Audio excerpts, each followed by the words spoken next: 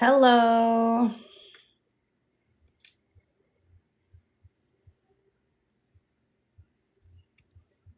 Hello.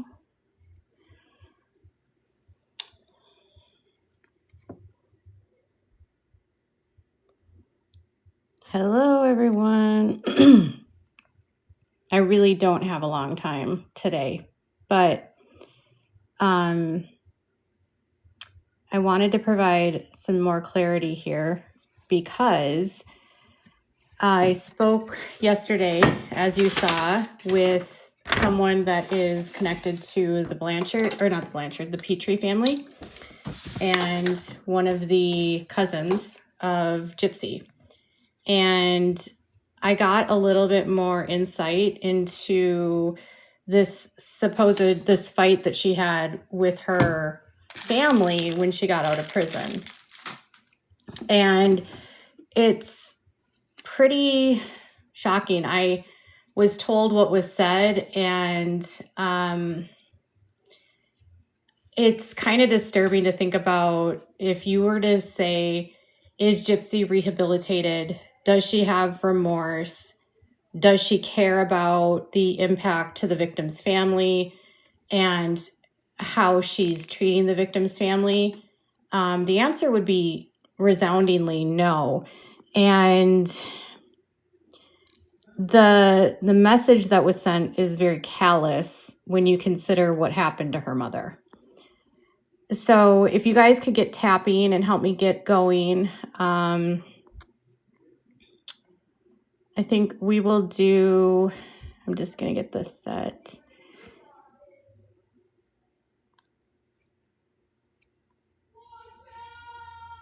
Hello, everyone. Please get tapping. I'm getting just my live set up right now. So,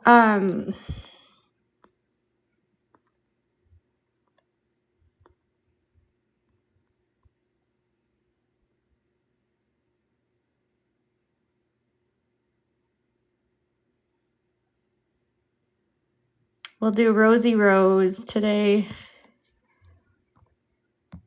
If you want to support your host, we will do Rosie Rose. Okay. I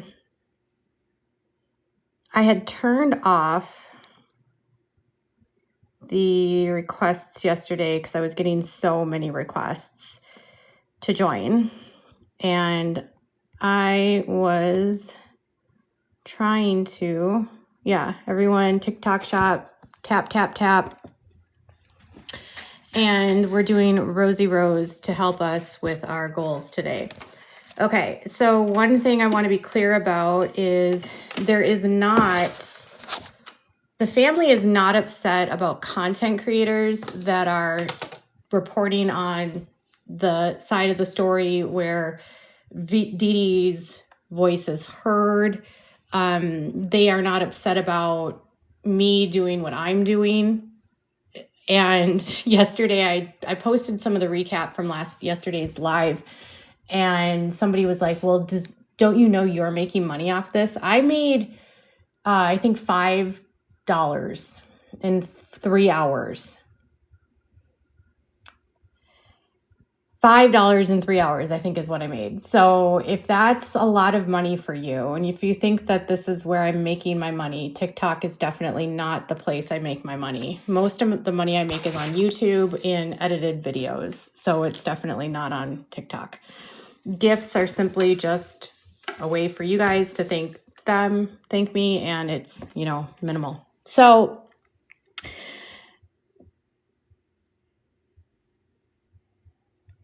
Freedom and Flora is none of your business what I do with my job. And Freedom and Flora, the family, has no problem with me doing this job, reporting on the side of the truth, not sensationalism, lies, and fabrications. And my job as a reporter is to talk with you about what I learned at the time. Okay, so if you are offended about that, that's fine. I'm not sure if you saw, but Claudia left some comments on my page. Claudia Oliver is Gypsy's godmother. So she left a few comments on a video I posted. She said, this is what she said about what the family has said. I am not friends with them anymore. And I am on the side of trying to share since what I've been doing the whole time since I broke away from them has been to correct the wrong I had and got involved with, and to try to get the truth out and not to do this sensationalized, not to do this insensitively, and to share my own knowledge, and then to also share what I hear from other people. I saw that there was a Reddit yesterday or today, and people were saying, like, how dare I do this because I used to be on their side. But me and some of the family members were in the same position at the same time. At one point in time, a lot of us believed what we were being told.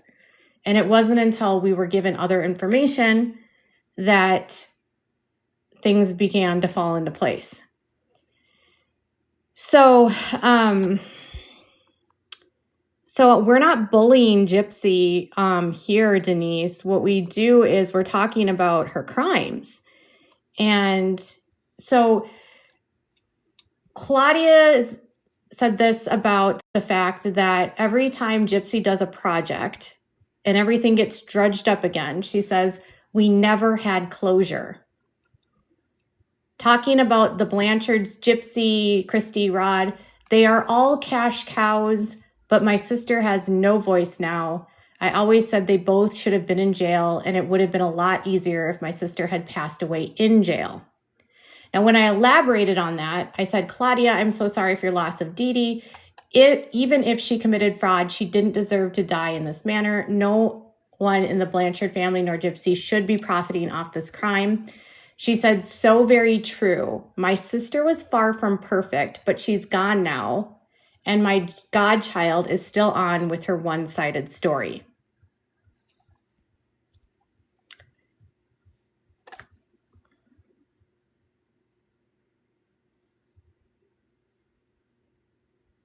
She met them. What is she talking about? Who met me because of my interview with KJ?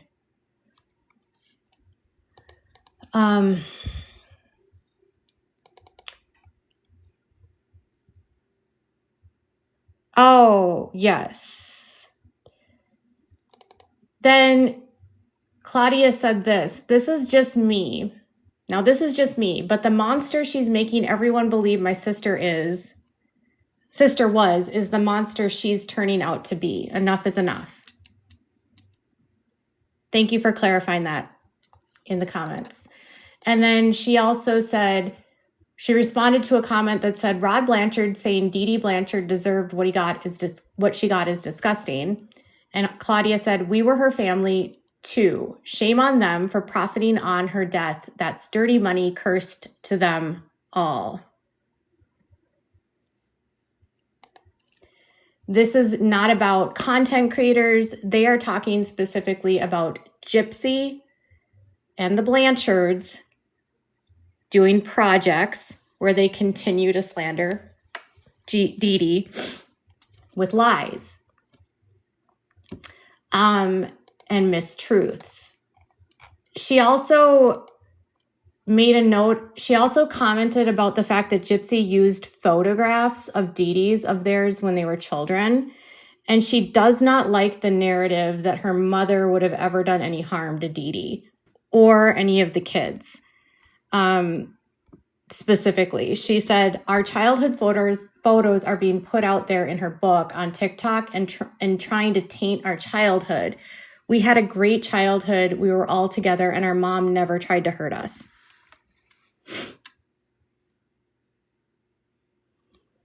Do I think she lied to them? I don't know. You can come up here if you want. Hey. Hi. How are you? Good. How are you? I'm okay. Good. Slow day today.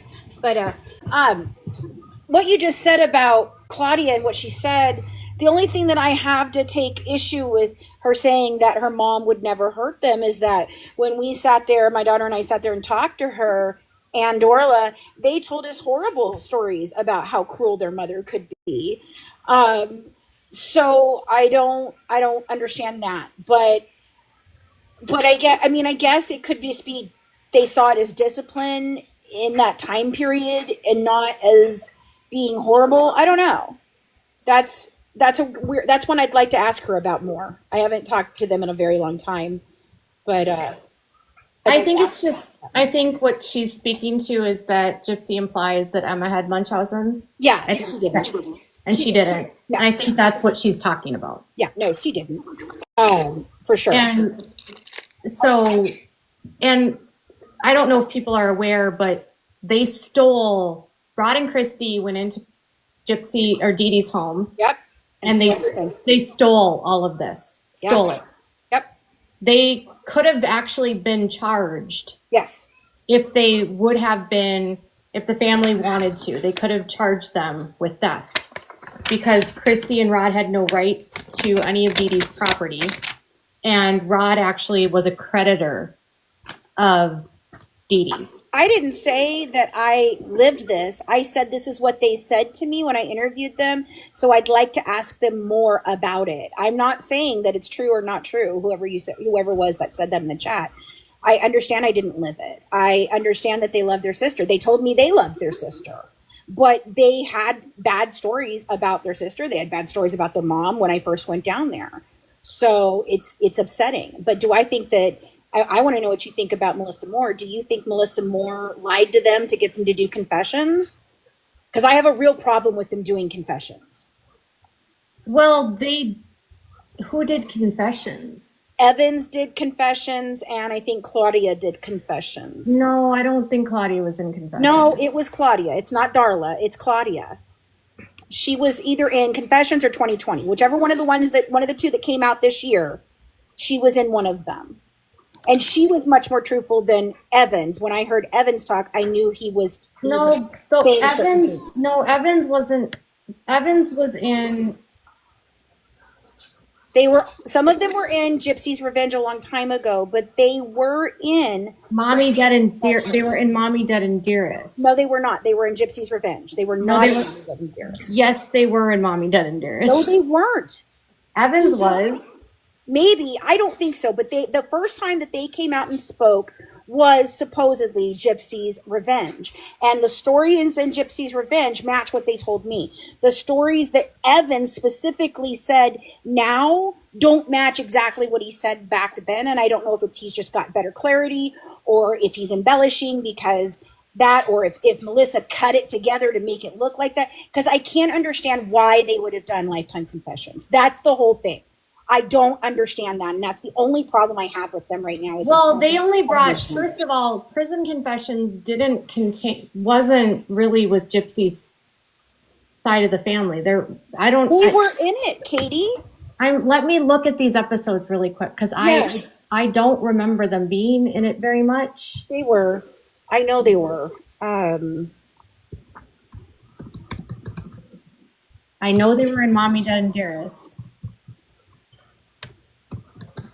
I don't think they were. I really don't think they were. They were. I remember that in Mommy Dead and Dearest. I know they were in Gypsy's Revenge, and that was the first time.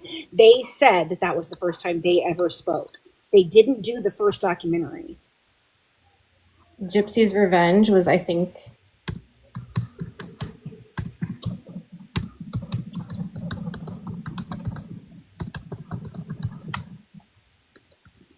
Let me see. They were in Mommy Dead and Dearest. I know they were.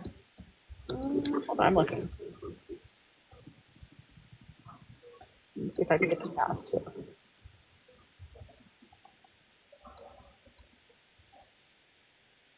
Nope. Emma Petrie was. Claude Petrie was. No, Emma Petrie was dead.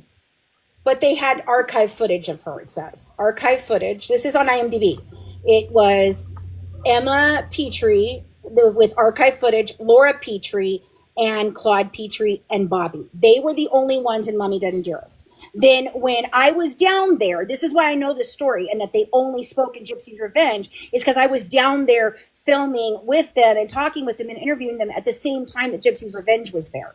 And that's the first time they spoke, which is why we didn't take cameras in, because we were worried because they were already being bullied by Christy and Rod with Gypsy's Revenge, because they would not put out they did not want the interview that they did with Claude Jr.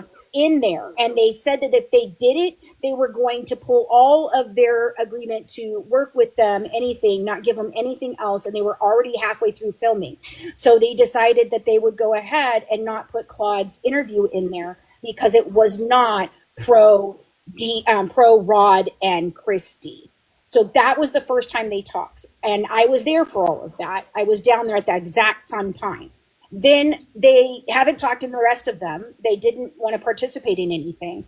They told me that. They didn't want to participate. So now they came out and they're in prison confessions now. Well, let me look to see if they were in prison confessions. I'll look through the episodes on Hulu to see what's in here, because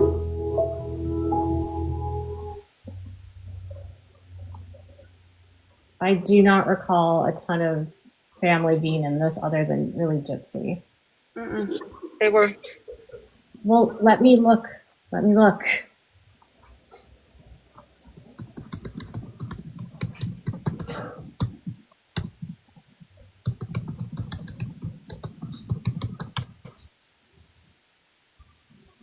Ma Bebe, which is Titania, just said I'm I right. didn't know that I was named after the band Guns N' Roses. Like, What is this?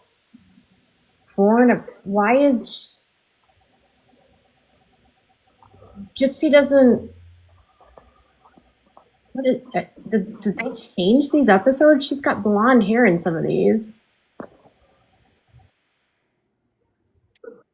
That speaks. It's the part that nobody saw. It's in bonus episodes. There's 6 full episodes of where she is on a couch. She's pretending that she's still with Ryan, but we know that she's not because of the hair. The hair color is what tells you she's not with Ryan. But she's pretending like so because they're filming, talking about all of that. So they're making it look like it was back then, but we all know it wasn't. So she sits there on that freaking couch and she literally claps back to what was put in the first thing, and then she lies about lying, and then she lies again, and then 5 seconds later she'll say a completely different story, and Lifetime did nothing to even remotely change There's it. one brother in here. Let me see. It's Evans. We was having like a birthday party. That's Evans.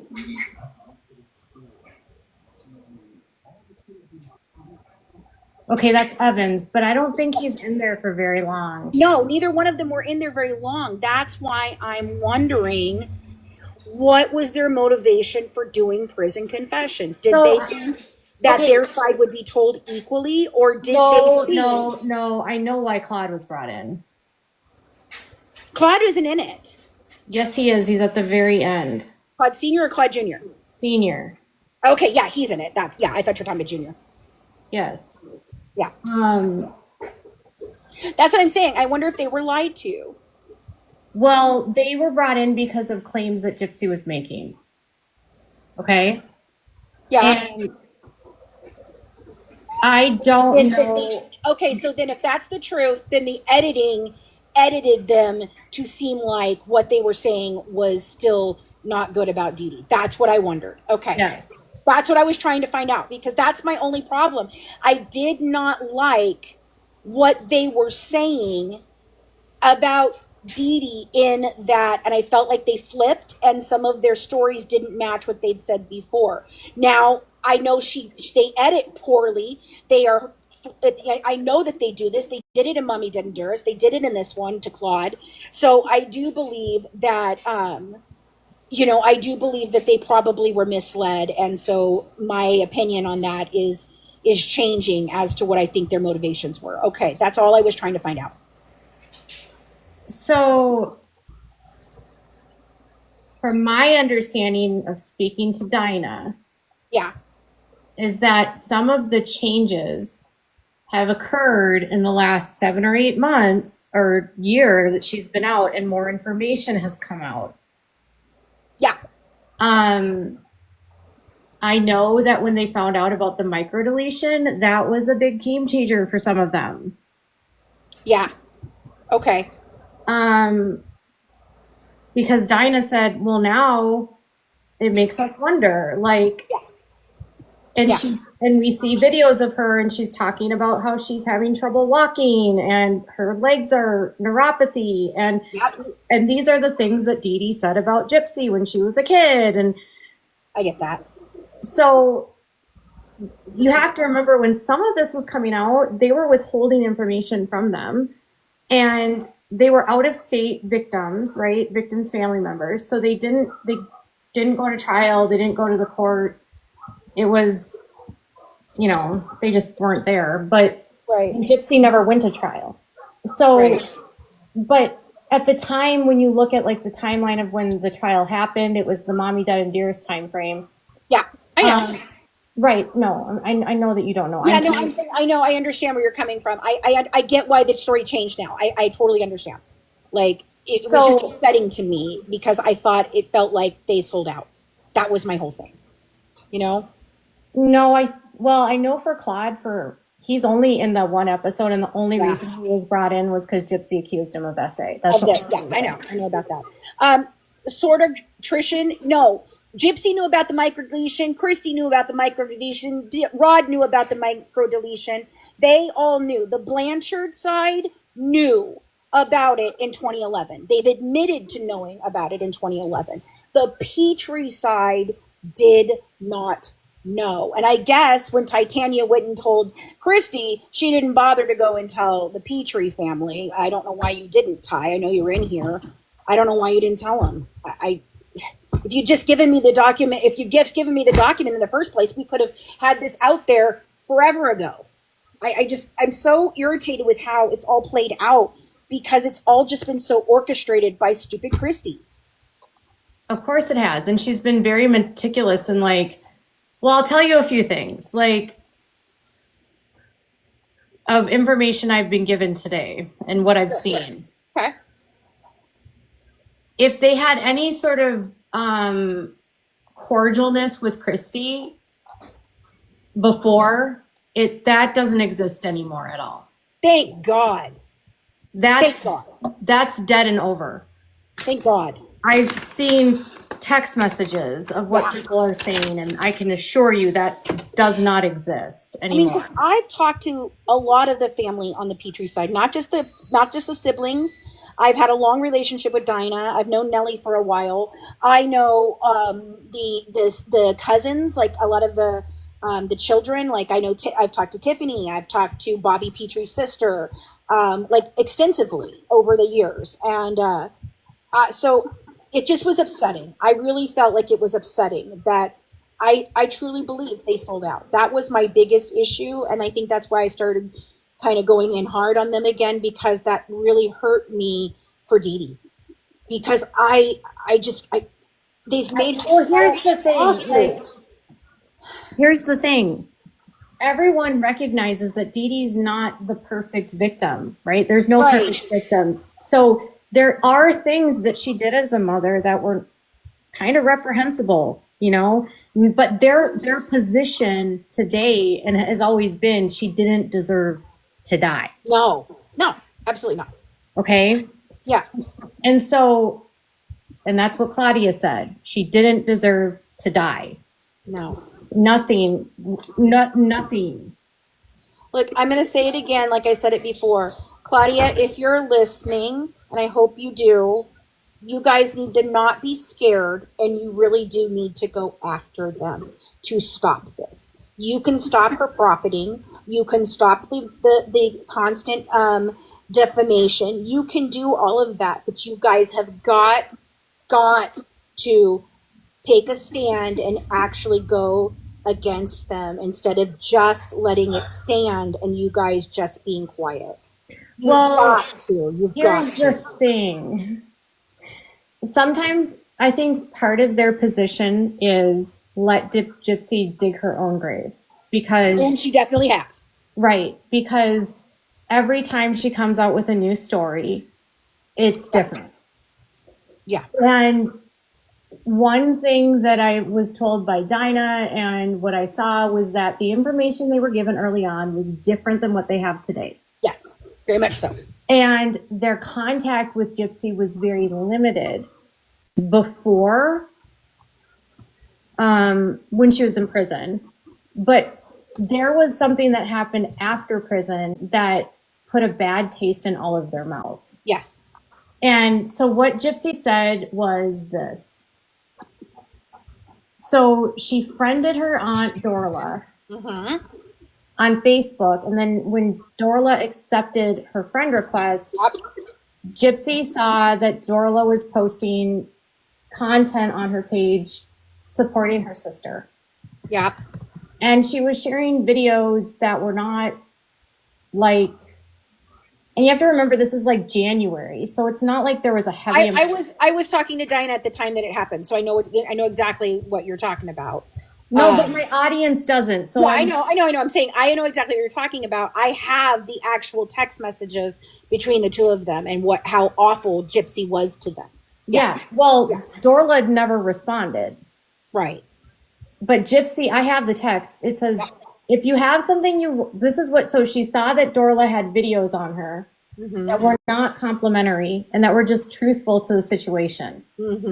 She wrote, if you have something you would like to say to me about my documentary, my life, or how I live it, by all means, please, I'm all ears, because sharing hate videos is messed up, especially since you are family. Sorry, but you are being unfriended. I have no time for those who add to the drama in my life. Yeah. I just want it to be, and just let me say this so that the audience can hear. Sorry, but you are being unfriended. I have no time for those who add to the drama in my life. I just want it to be known. I'm sorry for the pain I've caused, but now I'm going to allow myself a little grace to let myself be free for once in my life. Wow. This is what she sent 3 weeks after she got out of prison to a family member of the victim. Yeah. Yep. I know. Sorry, but you are being unfriended. I have no time for those who add to the drama in my life. The drama being that Dorla supports her sister and doesn't believe that her sister deserved to die. Right.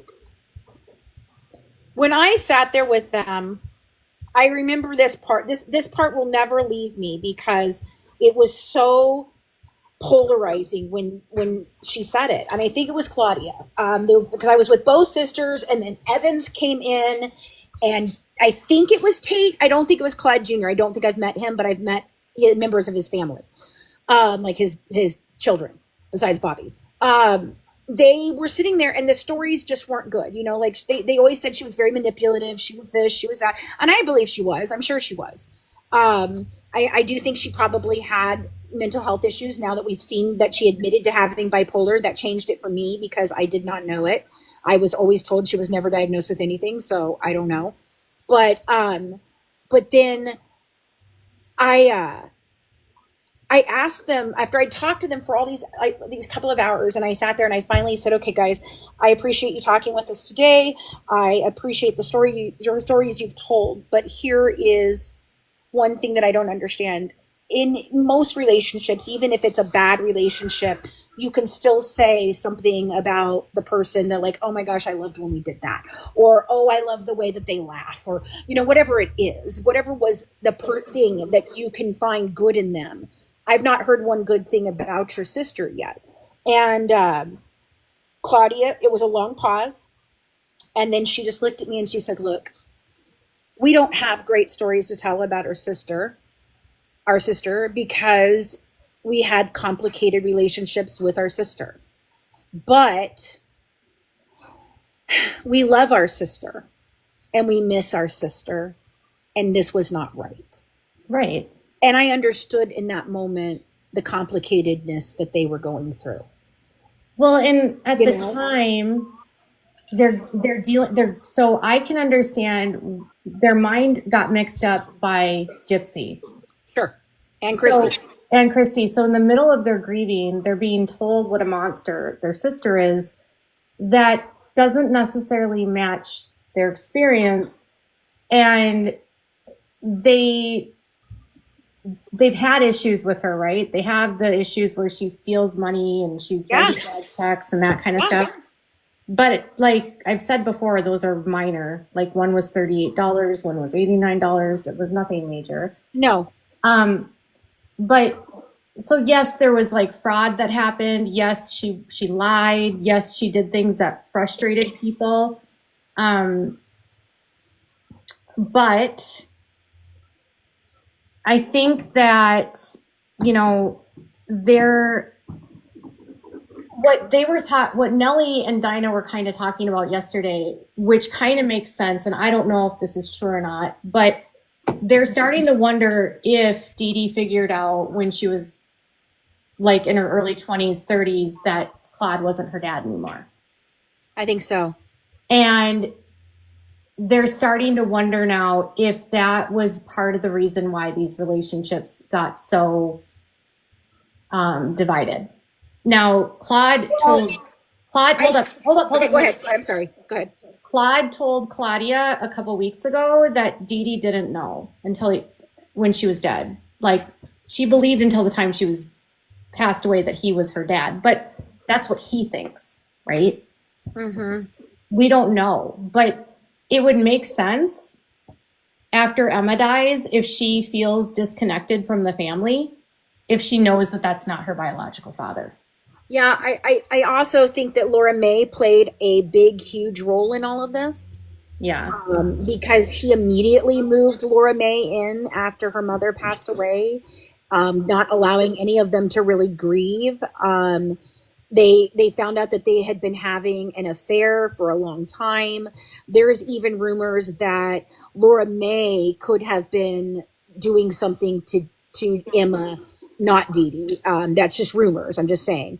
And so I'm wondering, you know. Dinah basically said that she knows the whole story of how Emma died, and she flat out said no one starved Emma. Period. Emma was very heavy when she died, so she wasn't starving by any means. Right. That whole narrative was started by Christy. Yes. As a way to try to fuel her hatred for Dee Dee. Like she's somehow a monster. She's killed before, so she'll kill Gypsy, you know? Yeah.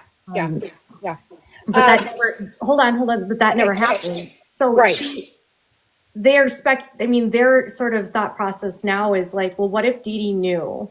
And that's what caused some of this division. You know, if Laura definitely didn't help, they all said that.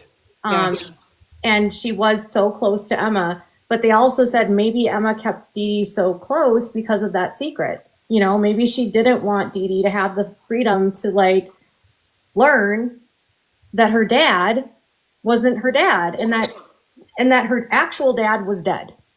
Yes.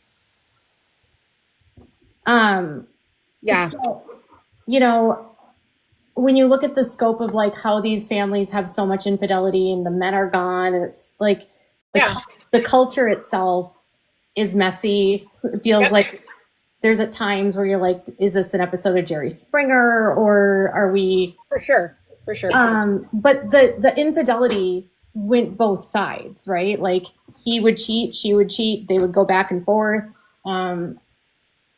But if Dee Dee loses Emma and it's like her one lifeline and she knows that that's the one person that's always had her back and then she knows that he's not her dad, that could cause resentment. But then I think part of the other resentment, and this is just how Dinah described it, was that, you know, Dee Dee was spoiled a lot.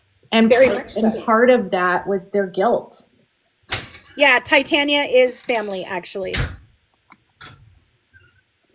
So yeah, my baby is family. Yes. But somebody Who's was asking. is that? Who's Tam? Who's That's is Titania. My baby is Titania. in here? Yeah, she's in here. She's in here. She's being respectful, but somebody asked her if she was family, and she actually is family. If she wants to come up, she's welcome to come up. I don't know if she'll come up with me up here because we are not friendly anymore. I'm not saying she can't. I don't care. I don't have a problem with Ty. She has a problem with me. There's a difference.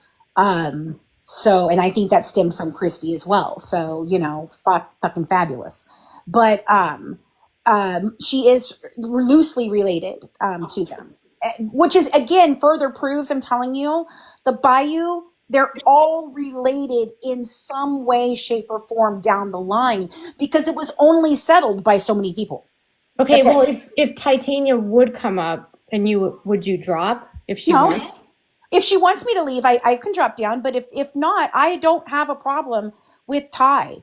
I actually love Ty very, very much. I think that something happened and she has been used and manipulated, and I feel bad for her. I actually really care about Ty very, very much. And I don't think she realizes that. She says, I don't want to go up. Okay. That's okay.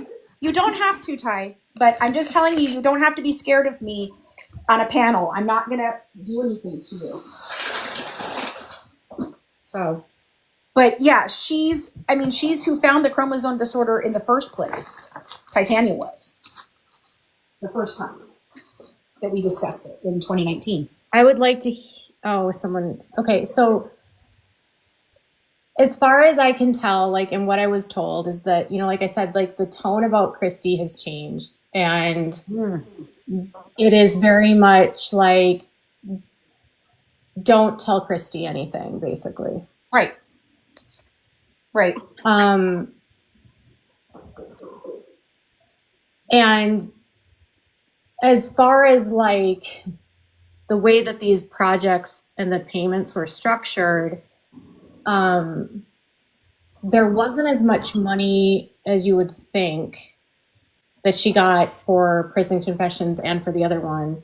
And as far as I understand, Christy and Rod claim they didn't get paid, although I don't believe that. They got paid $16,000. They got a $16,000 advance from Prison Confessions to remodel their home. What the hell are you talking about? I'm not saying you. I'm just saying, what the hell do they think they're talking about? They got paid for all of it. Assholes. They just lie about it. And I know they lie about it. And I caught them in it lying about it. I know. It's just so frustrating. Christy is the biggest problem in all of this. All of it. In all of it. And I truly believe, like I said earlier, I don't think Gypsy wanted all the attention when this started. Okay. She is an attention seeker and she's going to capitalize on it now. But she was literally telling Christy, I don't want to do this anymore. I don't want to do any more interviews. I don't want you doing interviews. I don't want Dad doing interviews. Nobody doing interviews.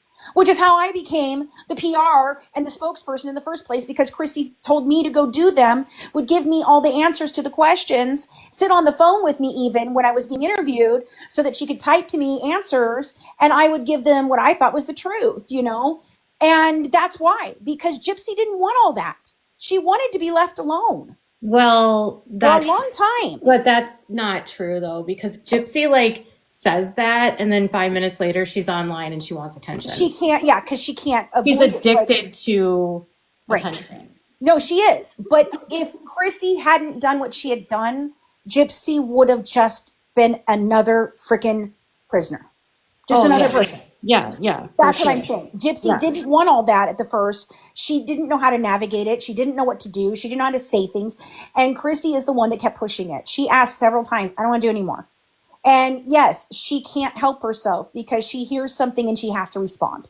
Just like she got upset with me. And what was the first thing she did? Run to Natasha and write a letter to Natasha, trashing me, knowing that Natasha is over here calling her a fucking possum and a whore and their family are swingers. She didn't care. She just wanted to hurt me because she just couldn't stand that I was saying something that she didn't like. Yeah. So that's why she is an attention seeker. It's definitely ingrained in her. Yeah. But none of this would have happened without Christy. None of this. No. And she is who perpetuated the villainization of Dee Dee because she hates her that fucking much. And I don't even know why she hates her that much. I would love to know that question, the answer to that question. Because it's not a rational hate. I don't. Well, I can kind of understand it if you think about the origins of how this all comes together, and how young they all were when this came about. I'm listening, Katie. I kind of view it as like she viewed her as a love rival, and she never got over that. And yeah, I guess. I just don't see how she can be so hateful towards her when she was never a threat for any reason. You got the dude, you got the kids, you got the house, you got the cars, you got the whole freaking shit, kit and caboodle. What did he get? Gypsy. And now, guess what? You've even got Gypsy. So, what in the world is your motivation for hating this woman so freaking much, Christy? I'd really like to know. That's a story I'd like to hear. You know? yeah. Yeah. Anyway.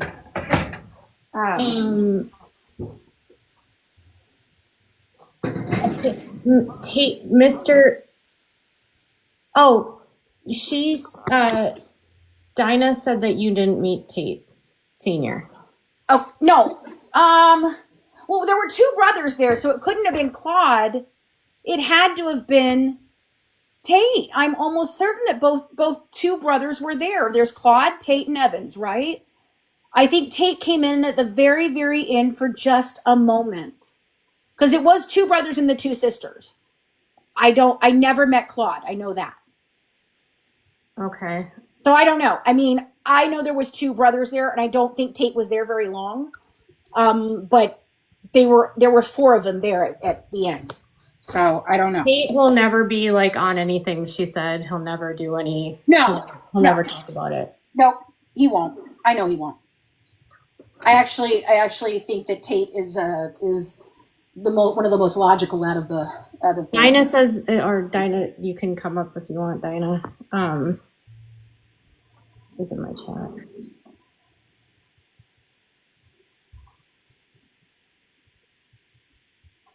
Dinah's here, so Yeah. she. Okay. Hey, Dinah. Hey. Hey. No, nobody's met Mr. Tate.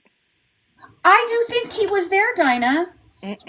Because, okay, so I talked to Claudia and Dorla. You could think that you met Mr. Tate, but I could promise you on my mama and my stepdaddy and Mama Emma and Dee Dee and everybody else that has passed away that you have not seen or spoke to Mr. Tate.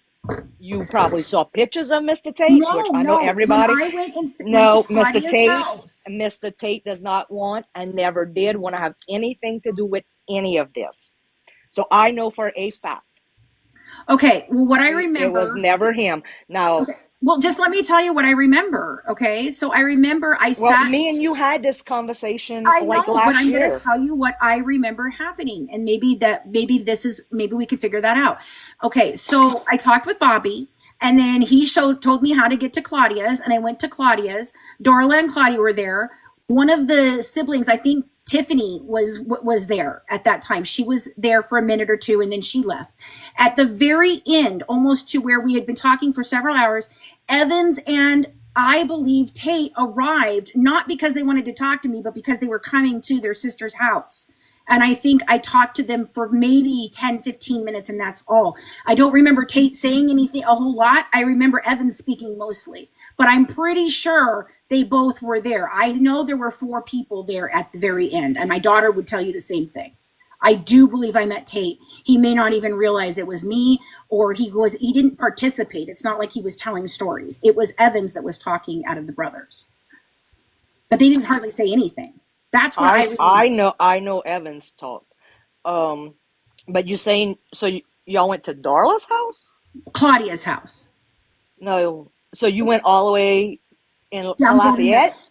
Yeah, down Golden Meadow, down the street, Golden Meadow. Claudia doesn't live down here. Did she in 2017? It's Claudia. I know it was Claudia's house. It's before she moved. What it looked like? It had something about a fish for sale, or Okay, so is that that Claudia Dorless? that's a bait. It's not. It wasn't her house. That was her ex-husband's house, and he passed away.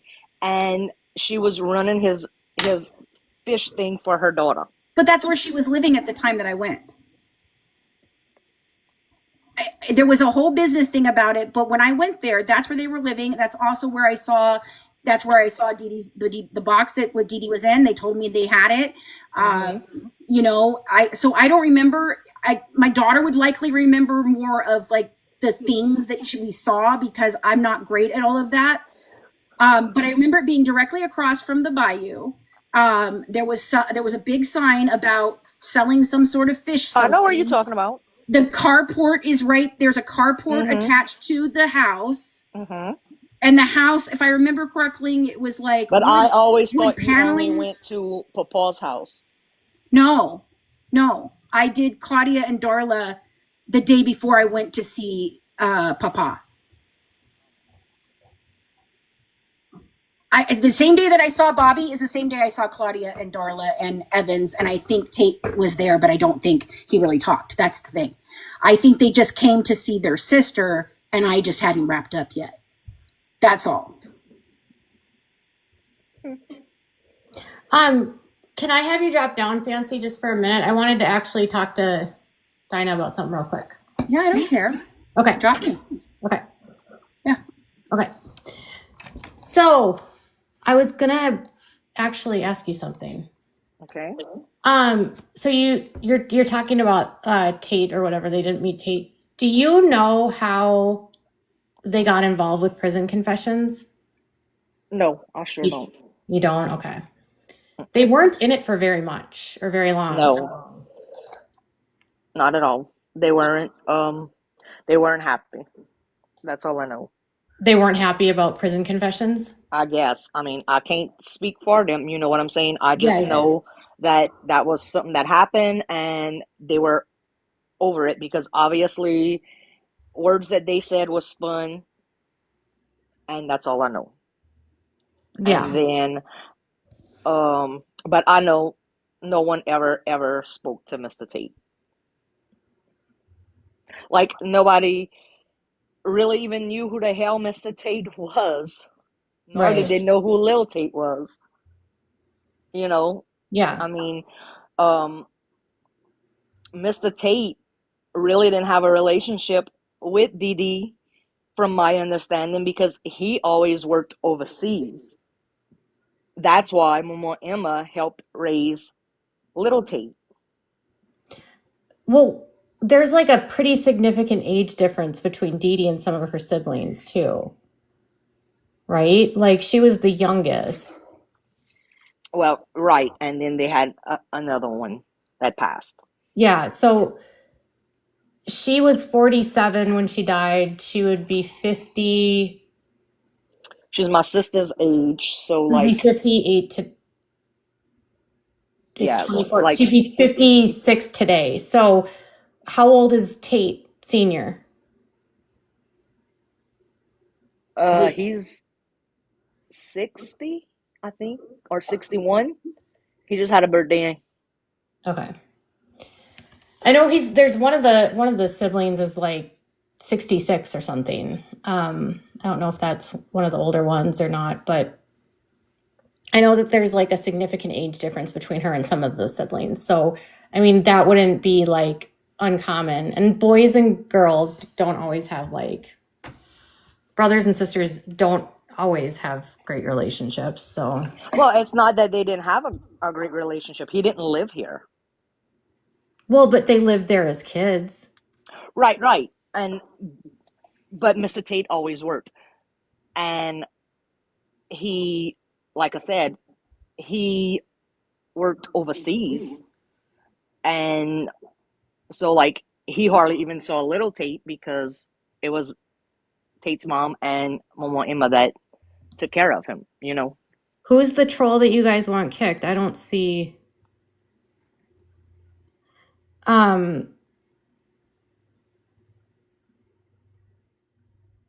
I don't know. I don't have my brother. Okay, so yeah, so what you're saying, he wasn't around a lot when like the adult side of the house, like when she was an adult and she was living. No. Right. And that makes But sense. you also got to remember too, he was working at a young age, you know. Yeah. Also, um, I can't recall when him and Kate's mom got together. Um, because after they got together, they moved in the house that he bought, and then Tate was 5 when they split up.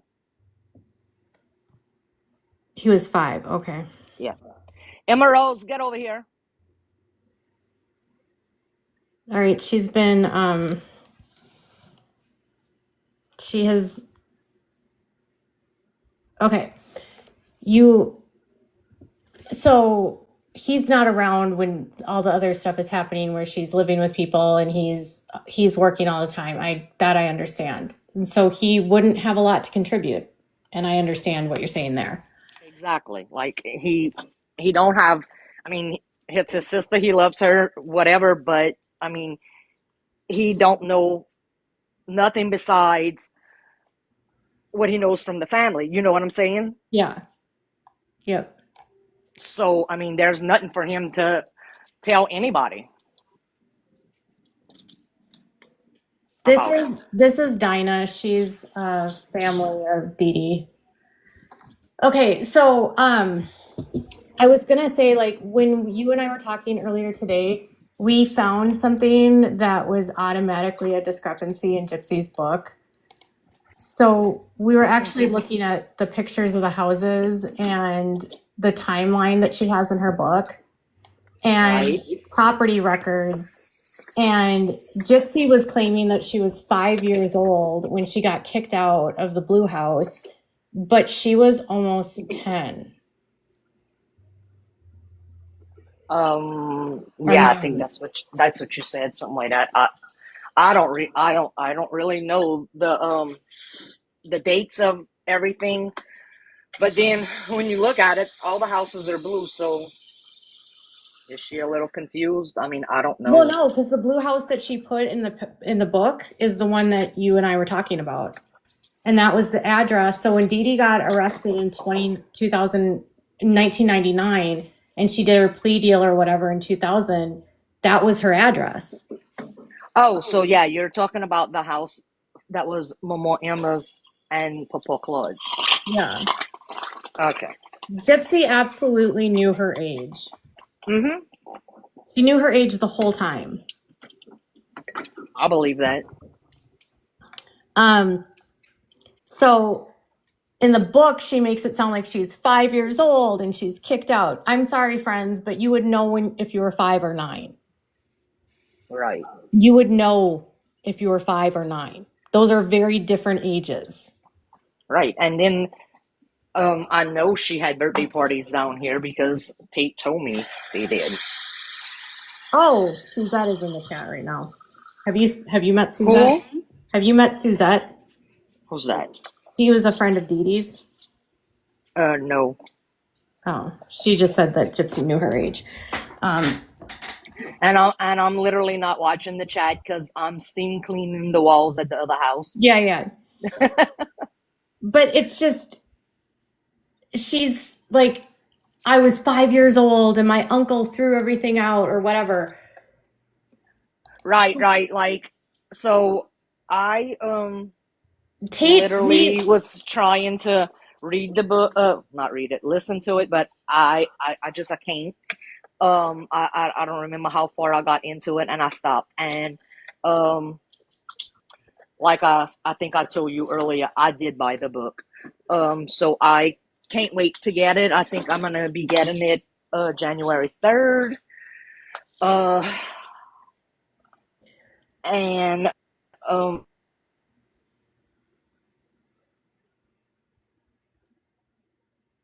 yeah, she would have been, she calls her Uncle Pookie. Uncle Pookie is Claude Jr.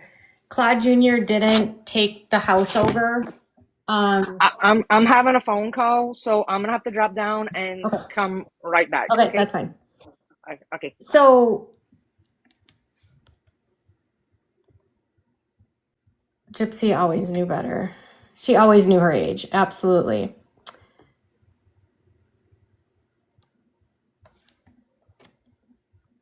So in the book, she says she was 5 years old when her Uncle Pookie got the house. Her grandma died when Gypsy was almost 6 years old. She died in June of 97. Gypsy turned 6 in July of 97. And then Claude Jr. didn't get the house until 99. And Gypsy's mom and her didn't move out until 2000. So Gypsy was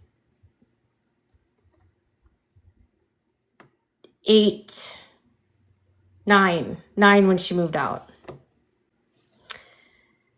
And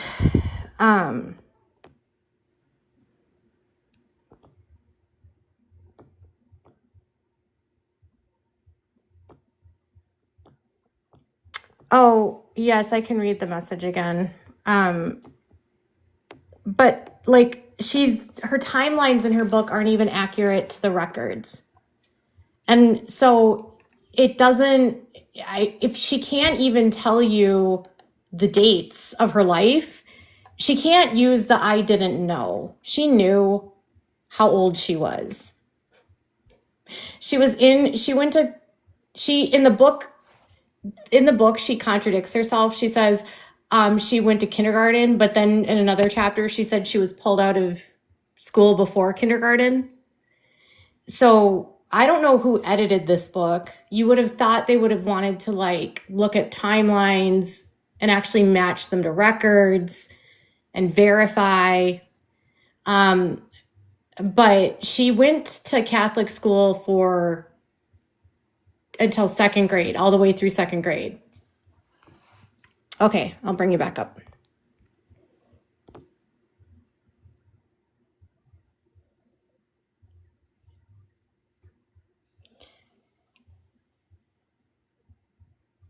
Am I there?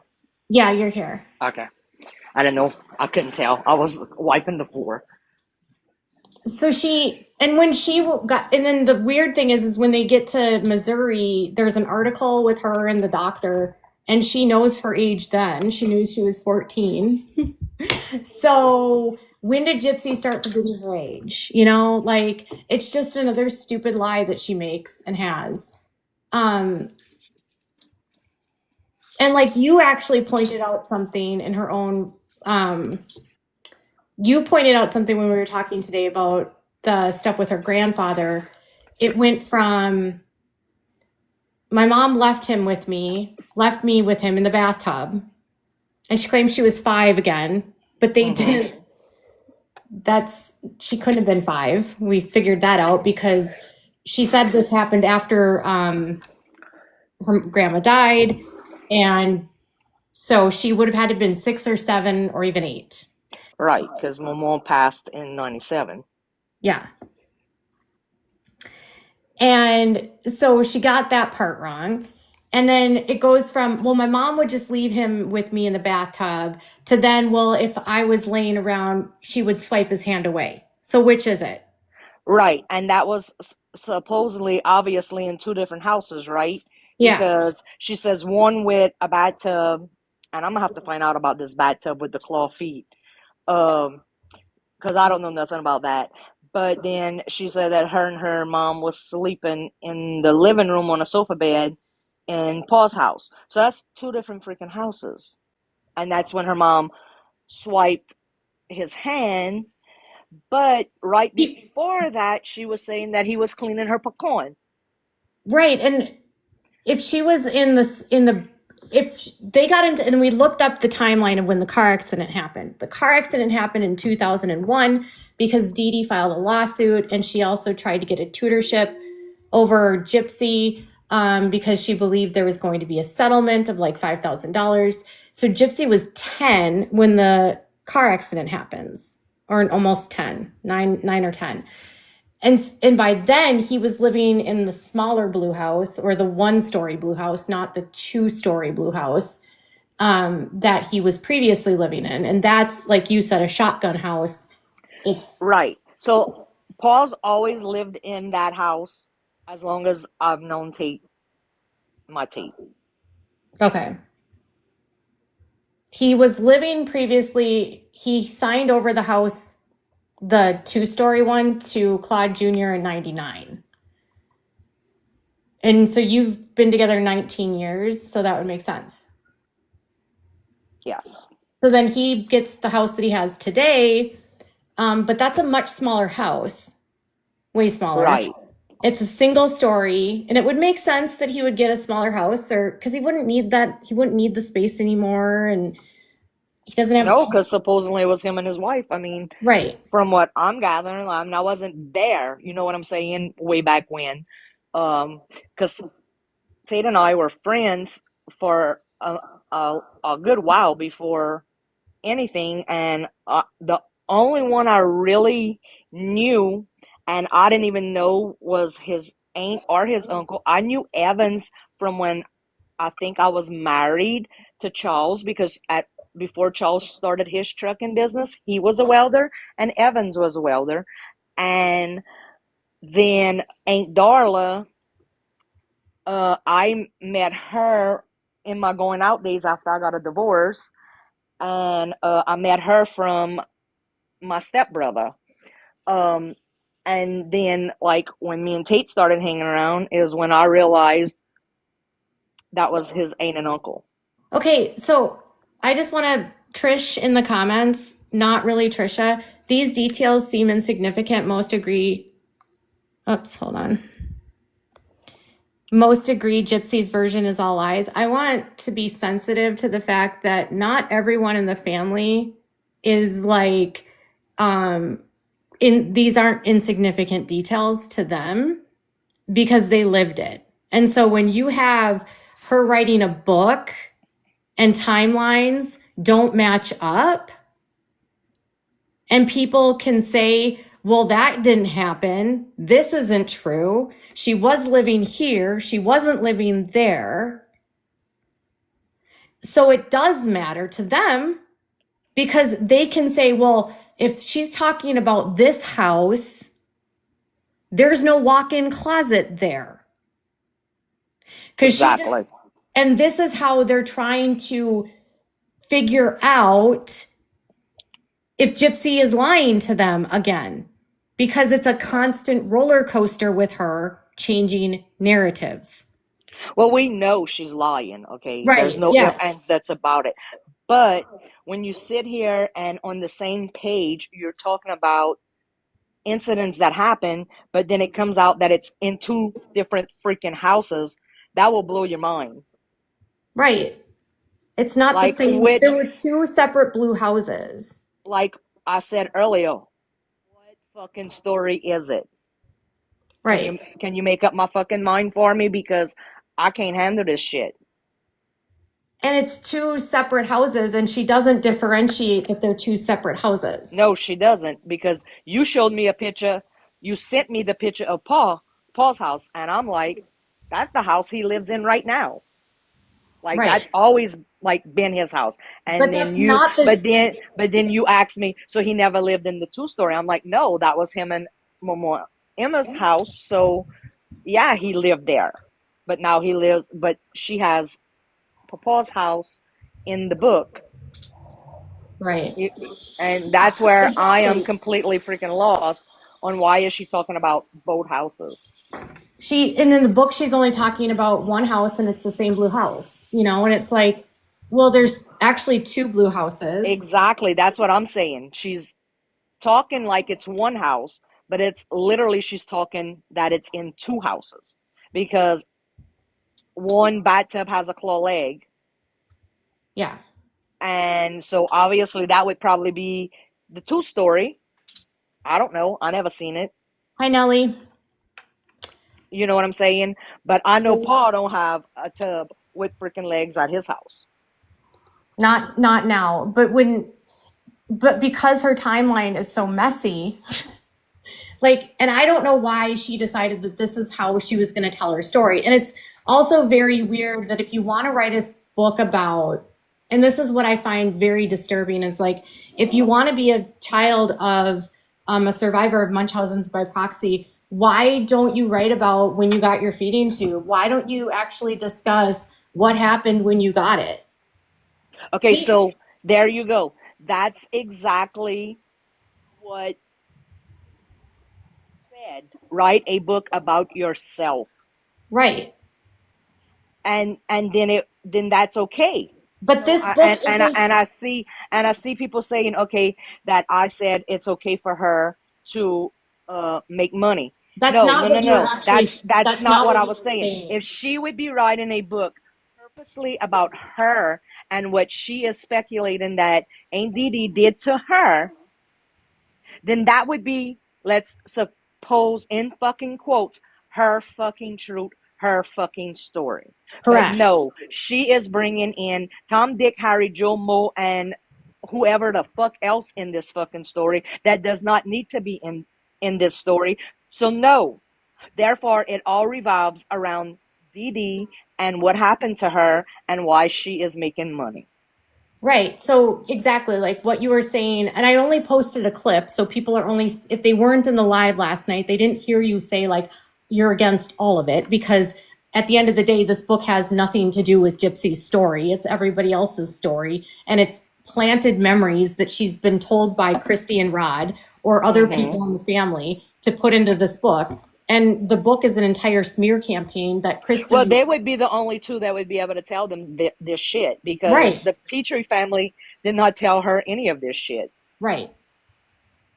And it's just weird that if you're going to my biggest thing about this whole book was like, you claim you're a victim of Munchausen's by proxy, but I don't see any proof in anything. She didn't have it.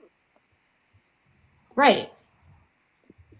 And if getting your feeding tube was such a traumatic experience, she doesn't even mention being in the hospital for it, right?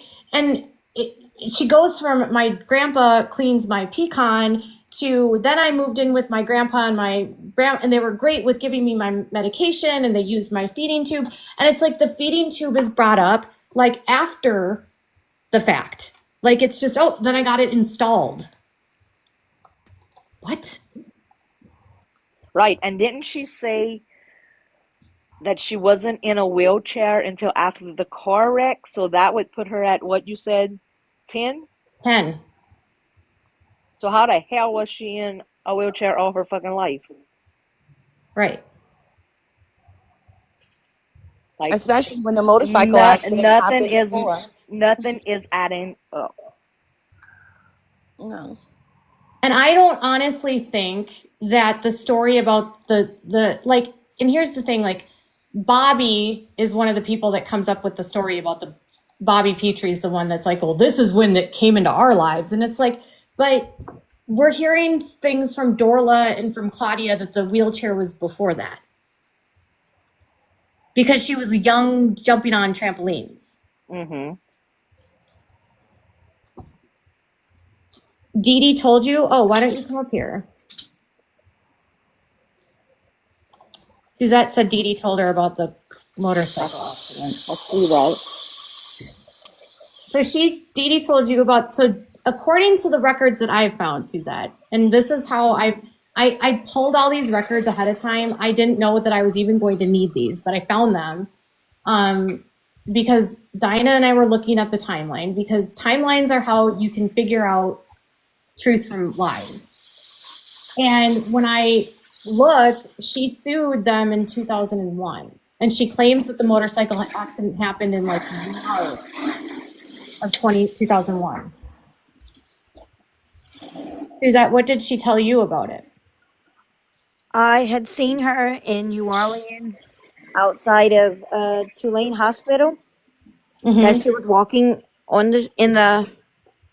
beside the street, whatever you call it. Yeah. And she was pushing Gypsy in a wheelchair. And I went outside because I was sitting in the restaurant, like the cafeteria, waiting for my husband.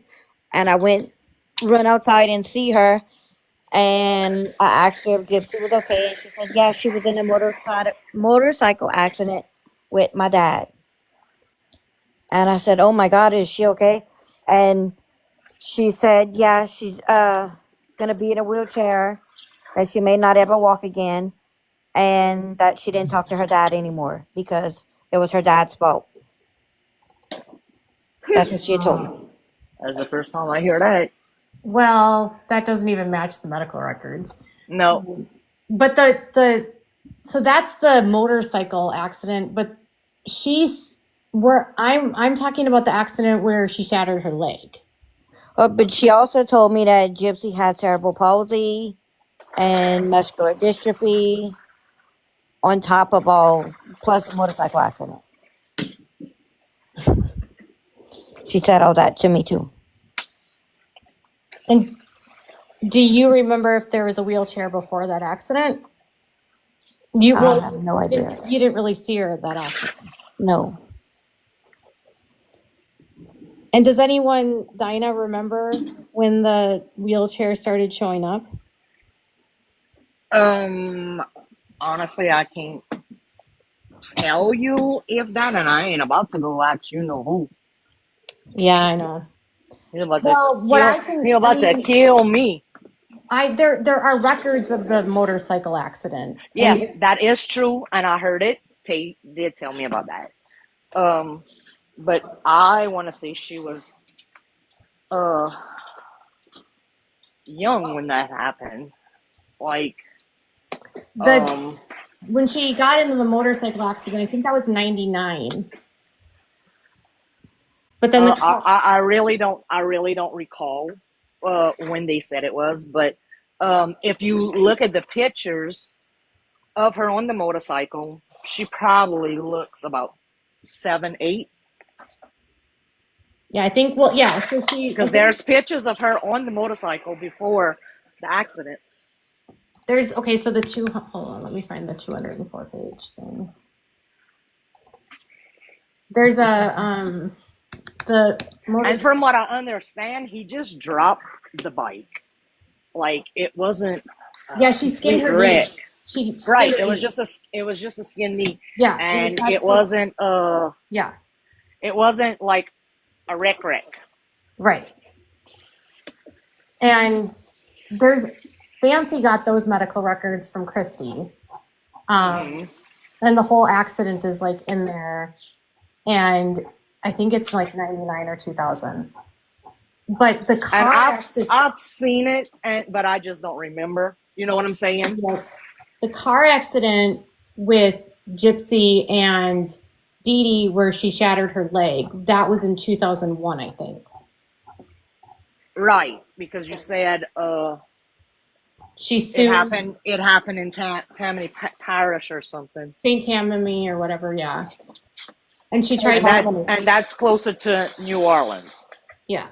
You know what I'm saying? So that would make more sense than anything.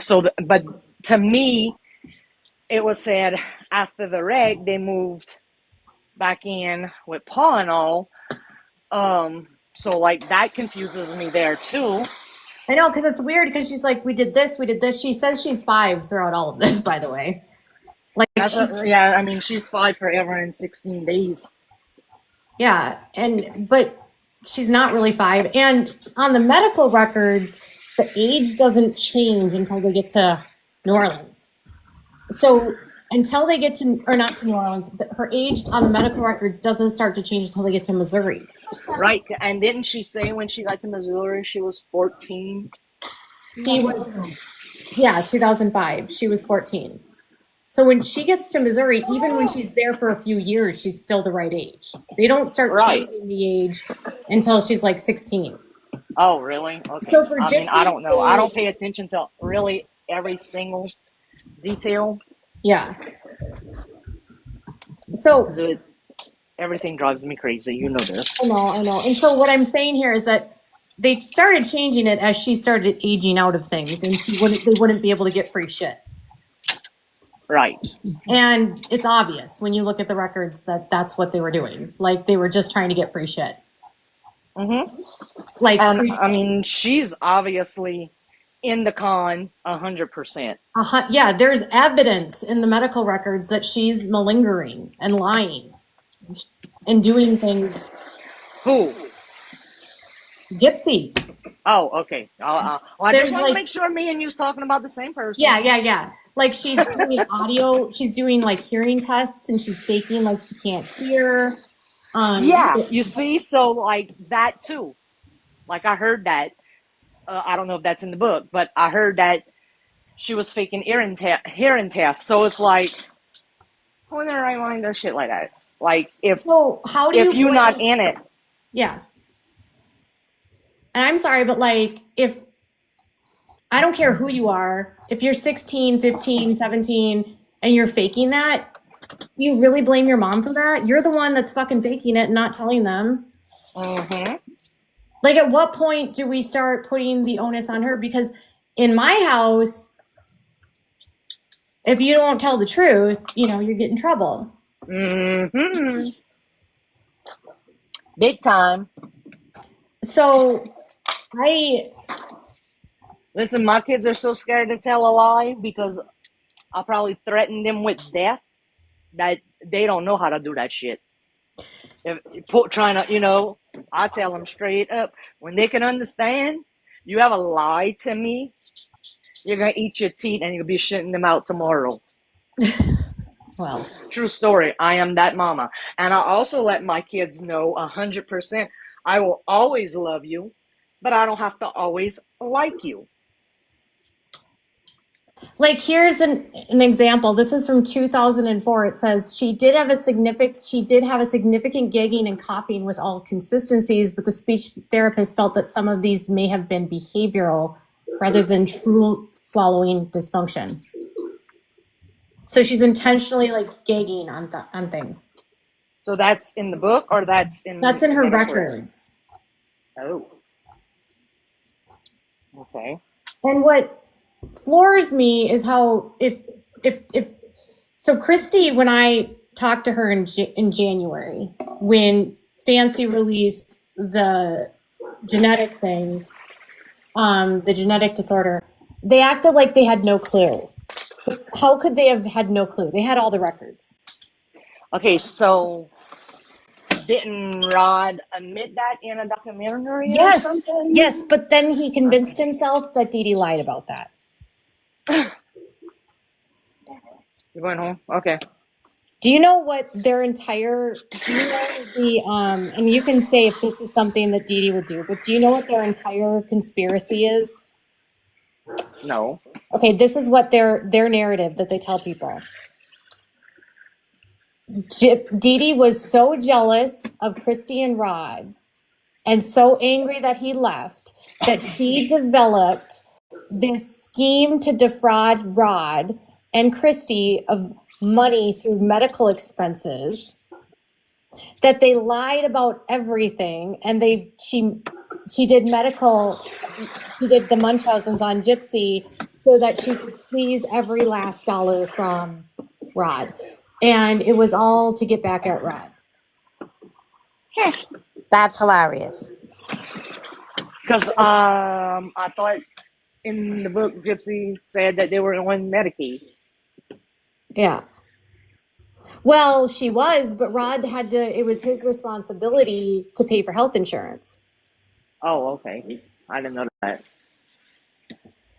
And she had to take him to court 3 times. Well, and I saw that. I mean, at one point he owed money. So he wasn't obviously paying child support.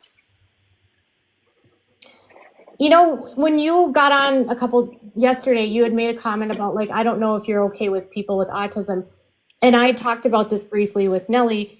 Is there any likelihood that there is a prejudice that they might have felt towards having a child with a disability that Rod might have had, or Christy? I have no idea. I didn't know Gypsy was Rod's until the murder. Oh, you didn't know that? No. And you knew Christy? Yep. Oh my God. So you knew Christy. And like I said, I just found out about Nicolette last year being Rod's. So So Dinah's son is the same age as Dylan, just so you guys understand that. yeah, like he's a year older than Dylan. Year older than Dylan. And she has known Christy since their boys were in Head Start together. Right. And so that entire time that she knew Christy and their boys knew each other, she never knew that Rod, who was Dylan's dad, was Gypsy's dad. Nope. And I didn't know that he had another kid either. Like, you know, didn't know about Nicolette. Like I said, I found her out last year. Yeah, I found out by having to confront them because I found a paternity case against Rod because I started looking into some of their claims because it wasn't adding up to me, which we all have that point with them. And when I found stuff in there about the cases for child support, they always said to me, well, Dee Dee was just doing it because we got into a fight. It's like, no, Rod, you're a fucking father and you have a responsibility to pay for your child support, and it's not punishment to have to provide for your kid. No. It's called being a father. Correct. The letter that he wrote to the prosecutor is delusional because he acts like he was being punished by Dee Dee to have to pay for child support. Like, was he trying to sign off on Gypsy too? Like, I mean, I No, don't he know. never did. Well, I know he never did, but I'm just saying, was he trying or something? Like, I mean, he did it for the other one, so. So they had all I'm of just these asking. things in there. So this is where I think this whole thing started with Christy, right? Because they denied Gypsy's existence. No one knew who she was. Nope, Rod I sure did didn't. not. Rod, even though he was paying child support or, you know, being taken to court for this stuff, was never paying child support. And then he's not telling his friends that he has this daughter. It's like Gypsy and Dee Dee just don't exist anymore.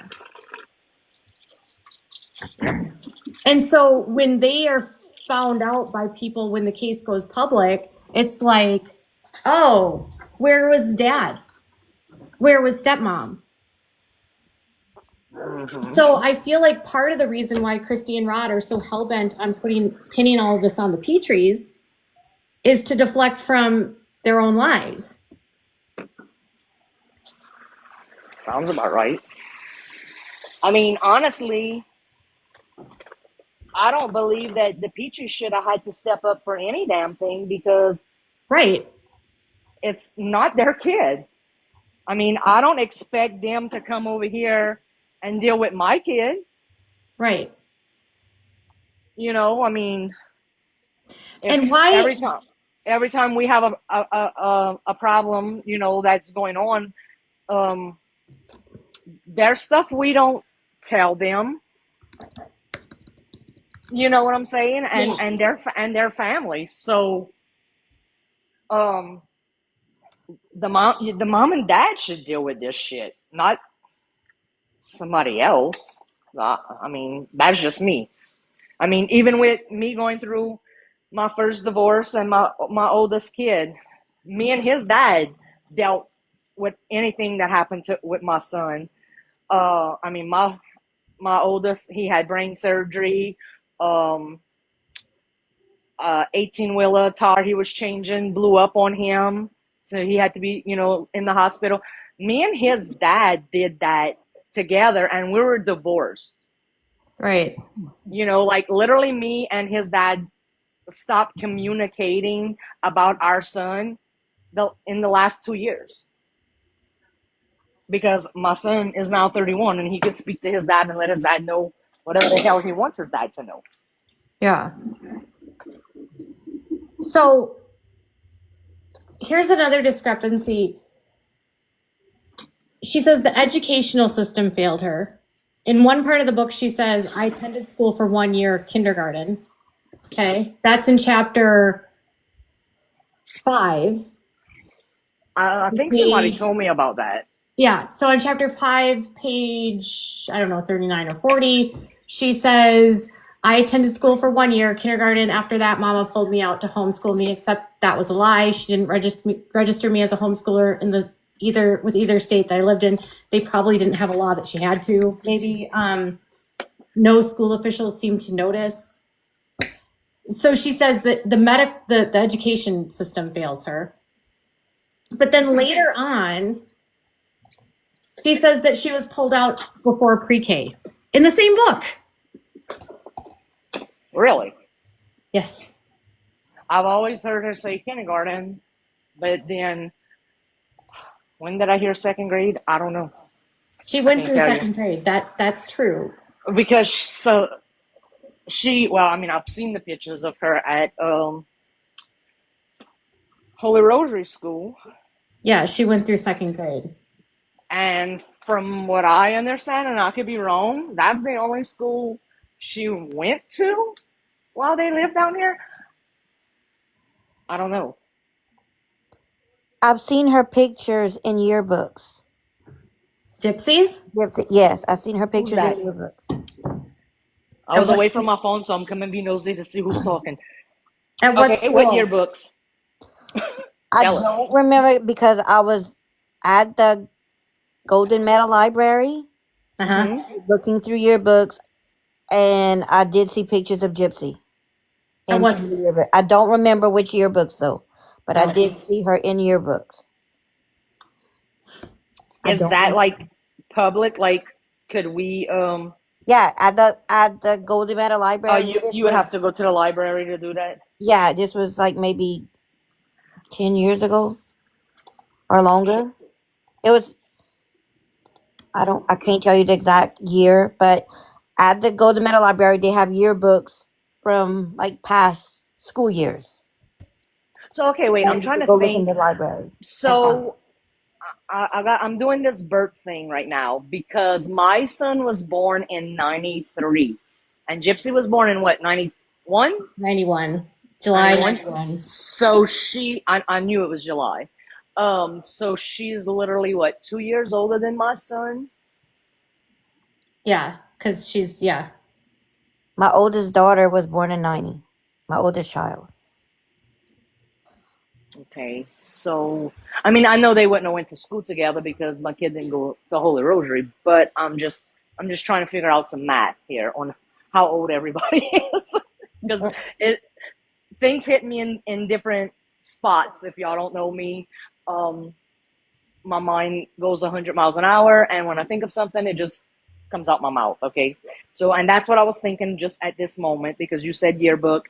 But then I'm backstepping myself because there's no way they went to school together. So she wouldn't be in his yearbook.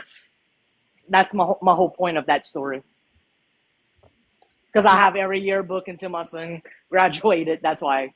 You get it? So my daughter's a year older than her, and my daughter did start at Holy Rosary. So did your I'm gonna have to daughter? go look in my daughter's yearbooks and see. I have them Yeah. So in my house. if you have them, then you would I'm definitely gonna have to know. look and see because I didn't think she went to Holy Rosary. Yes, she sure did. I mean, I've seen pictures now. Yeah. But I mean, did she go to Holy Rosary in second grade too? I don't know. Because Right. the picture I seen of her at Holy Rosary in the outfit, she looks pretty young. Right. You know. I'm pretty sure she went through second grade because Dee Dee seemed stuck on the fact that she had a second grade education. Like, oh, okay. There you go. You see. like, and I do recall somebody's, and I don't know, like I heard that she did have a second grade education. Now that you're saying it, I remember hearing that. But I remember hearing that, I think it was last night, that we were saying something about her going up to second grade. yeah. Well, because she said that they got kicked out of the house, and she's claiming she was 5, but she wasn't 5. She was like, they got kicked out of that house in 2000.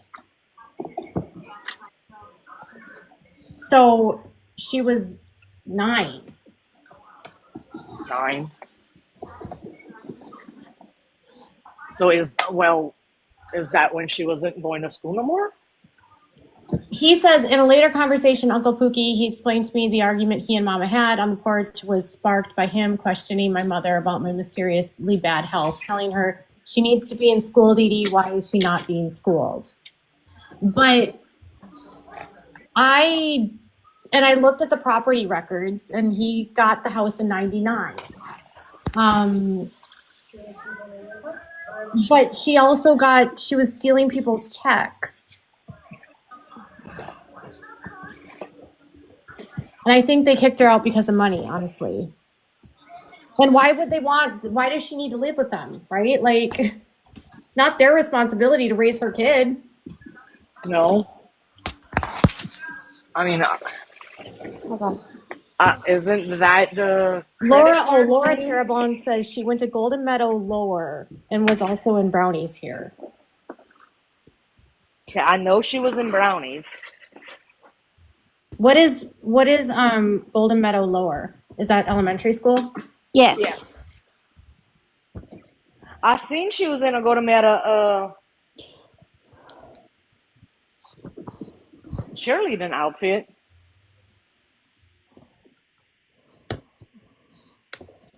So she was little, from what I saw. Okay, I have my daughter's Holy Rosie yearbooks right now that I'm looking through them. Lexi Terrebonne, so there's two of these people, said, yeah, she went to Golden Meadow Lower. Do you guys know her from that? Or do you know how long she went there?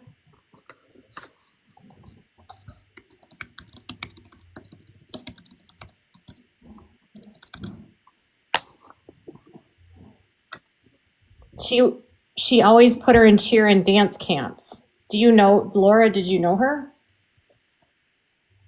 A little younger than my daughter. Oh, Laura, do you know how long she was there? Like, you were a Girl Scout leader. Were you Gypsy's Girl Scout leader?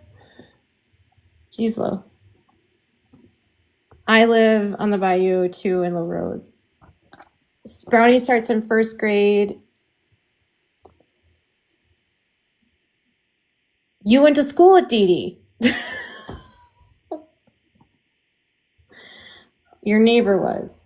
Does anyone know that's in this chat how long or what grade she went to through Golden Meadow Lower?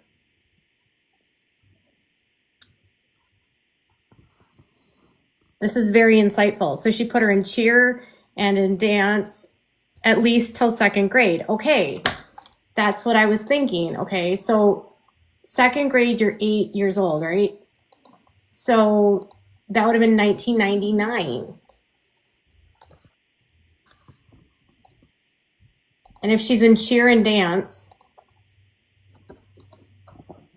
get Laura in the box. Yeah, if you want to, do you want to come up, Laura? And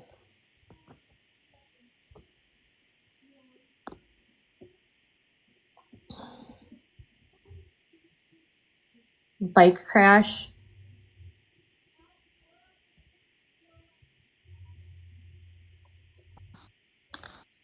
Brownies starts in second grade, they said. When does Brownie? Okay, so listen, I'm gonna tell y'all a true story right now. Okay. I just got a message, Yeah. and Gypsy never went to school. What? Yep. Who said that? Ain't Noonie just told me that. But somebody's listening and told her. She's not listening to us. That's all I could saying.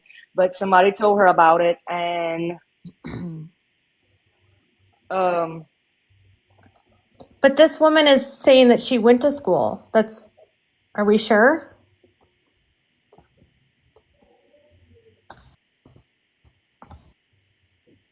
She's in the yearbook. She went to school.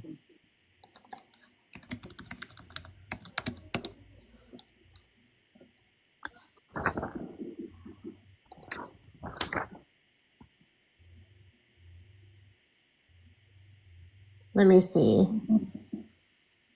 The book says she went to kindergarten. There's conflicting information.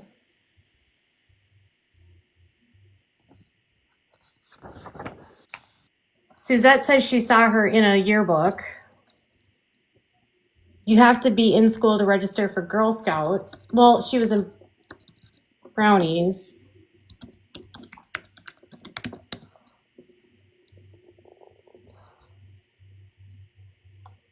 Yeah, Gypsy's whole life is a contradiction. Like a walking contradiction.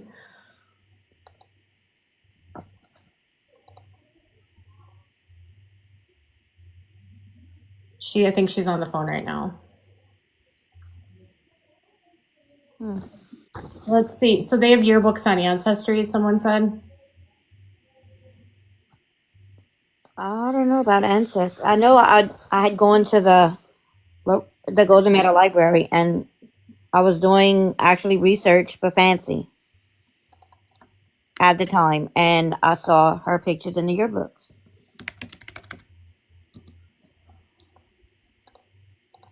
So she would have been in Golden Meadow. Okay.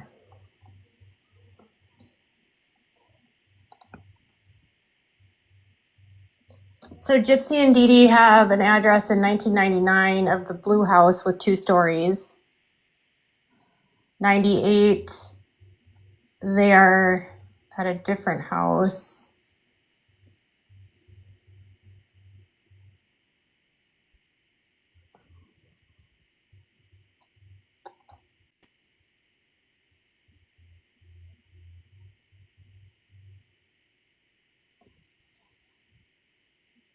They're in Thibodaux. No, that's not her. That's not her.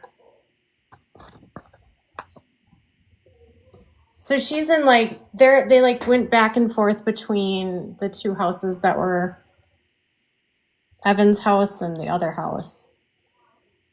In 1999, she's at the blue house, the 2-story blue house. So that's from a census address.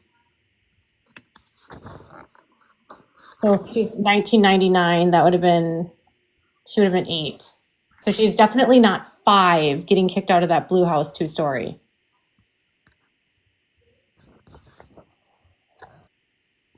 I don't see any yearbook stuff in here for her. I'm looking at my daughter's 2nd grade Holy Rosary yearbook, and Gypsy's not in here. Are they the same age? My daughter was born in 90. And so what year are you looking at? This is 1998. So she would have been 7. So she's not in that one. No. Okay. Isn't here my daughter is in 2nd grade. Someone here says she was in Golden Meadow Lower Elementary yearbooks.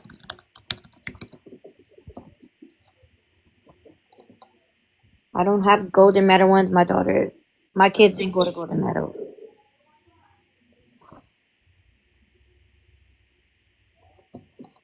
$1997.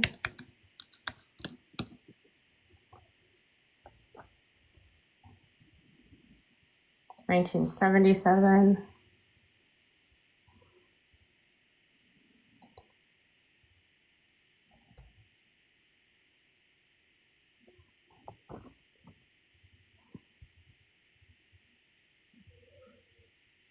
She lived in Golden Meadow in 99 and 2000. Oh, she just left. Well, so in the book, she's very different about where so your daughter was a year older. Yes. Okay. So she didn't go to the Catholic school.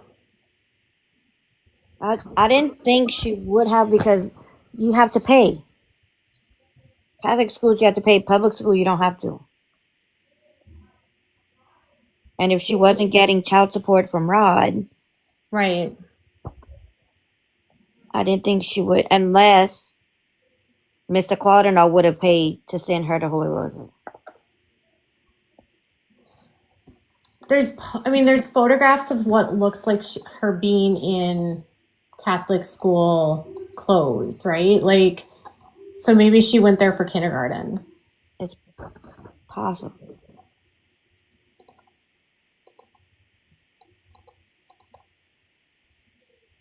It doesn't help when her own stories are so conflicted. Yeah. Homeschooling didn't start there until the 2000s.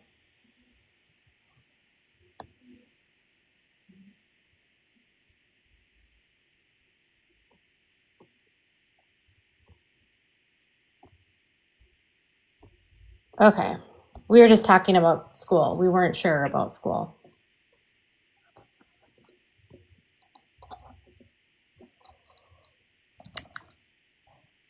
So I don't know if she was involved in stuff to the degree that, like, she doesn't sound like she was as isolated as she wants people to believe. Yeah. Do you know if Dee Dee did volunteering with kids? Like, you guys weren't like super close though, right? Like after that point, did you guys like ever run into each other? Like at the hospital in New Orleans when I saw her. That was the only time? I saw her twice, like that at the hospital. And another time I had seen her in Homa at a store or at the mall. It might have been at the mall in Homa. And every time I would see her, Gypsy was in a wheelchair and she'd tell me different illnesses that Gypsy had. And I was like, wow, she has this and this plus like cerebral palsy and muscular dystrophy. And she'd say yes. She would like add on every time I'd see her. There were more illnesses. So I always like, there's no way. Because I have a cousin, she passed away now, but I have a cousin that had muscular dystrophy, and Gypsy didn't look nothing like the symptoms, nothing like what my cousin went through. So, and they have a cerebral palsy telethon on the Bahia every year. And if I remember right, Gypsy was the poster child for the telethon. And I always thought if you're a poster child, you have to have cerebral palsy and you have to like be confirmed by a doctor. But I guess nobody confirmed it. Yeah. Well, so she did have so here's the thing is like, I think like some of it is obviously malingering because she's getting free stuff for it.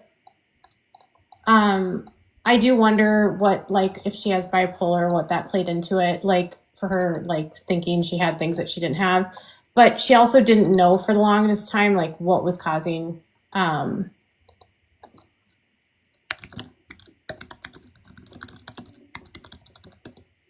apparently, yeah, I mean, they didn't have a diagnosis for the longest time.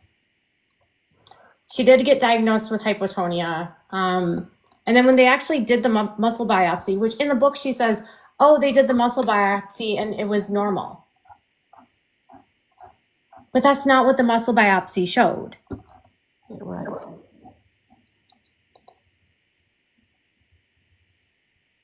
So she did go to kindergarten.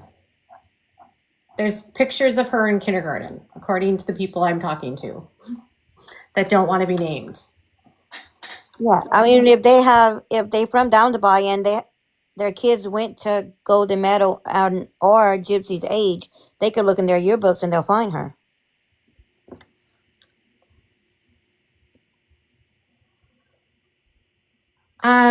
So she was diagnosed with her chromosomal deletion when she was younger. And I just think that like Dee Dee just didn't keep the best records or she forgot, but the muscle biopsy was not normal. And in her book, she says the muscle biopsy was normal, which is weird. Like, it's like she acts like we don't have this information.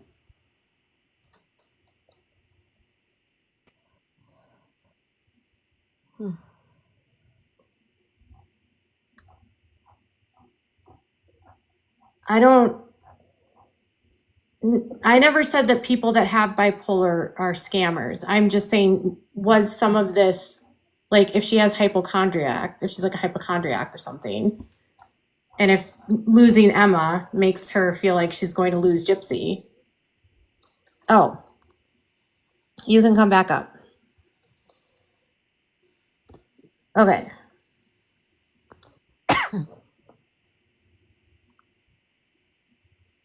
Yeah. Yeah. So you said she's Okay. in school until kindergarten. Yes, that's got just confirmed to me. Okay. I wonder if anyone would ask Uncle Pookie if that conversation ever happened with Gypsy. Obviously it did. But we're not going to talk about the conversation right now. But I'm just clarifying it with you. What'd you say?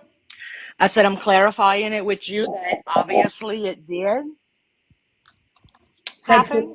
That Gypsy had a conversation with Uncle Pookie? Yes. Mm-hmm. And that he did yell at her mom about not having her in school? Oh my goodness gracious, I told you we wasn't going to talk about it. Oh, okay. I'm sorry. Okay. It's just like, I wonder if she writes stuff and she just thought like no one from the family would respond. I guess. How do you write details about somebody else's life? And then I guess it's more complicated to everybody because I'm the only one speaking. And maybe to them too. I don't know. I mean, oh wait. So if I get out of here, will it kick me out again? Because she is texting me something. you can jump out and pause and read what she said and respond without getting how that happens. I don't know how to pause. I don't know how to do any of Oh, like this. if you move out of the app and you go check your phone, it'll just put you into pause. Oh, okay. I thought that's what I was doing earlier. Let me see.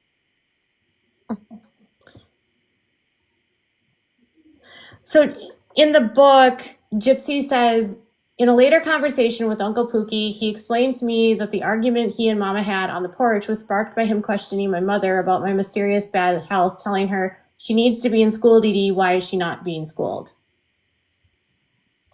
And then it says, never one to be told what to do. My mother did what she did best and ran away from those who had my best interest at heart just because she couldn't handle being told she was wrong. Nobody told Mama she was wrong, not even the doctors. So it's like she acts like everyone failed her. Yeah, and she didn't fail herself. Yeah. Like my little great nephew, we tried to teach him consequences of your actions. Your actions have consequences. If you do this, then this could happen. And when we got him, his mom barely sent him to school because he was so far behind, and he was in first grade and he should have been in kindergarten when we got him. And right now he's thriving because he goes to school.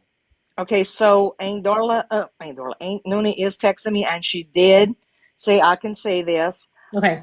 But the thing is, I can't read the text message if I'm not in the text message. Oh my goodness. Do you want to send me a screenshot and I can look at it on my phone? No, I don't want to share That's fine. text messages. No, that's fine. I have my computer up, so if you sent me what she said. Right. I mean, that to me would be disrespectful to them. Yep, sharing. understood. Yep, understood. That, I mean, it's a conversation between me and her. Yep, but understood. I did ask her if I can say it, and she did say yes. But she was still texting again, so I'm trying to see. I'm gonna jump right out 1 more minute and see what she continues saying. Okay. Okay. So for those of you guys that are wondering, she's talking to Claudia, who is Gypsy's aunt and godmother. Okay, so I was wondering who her godmother was.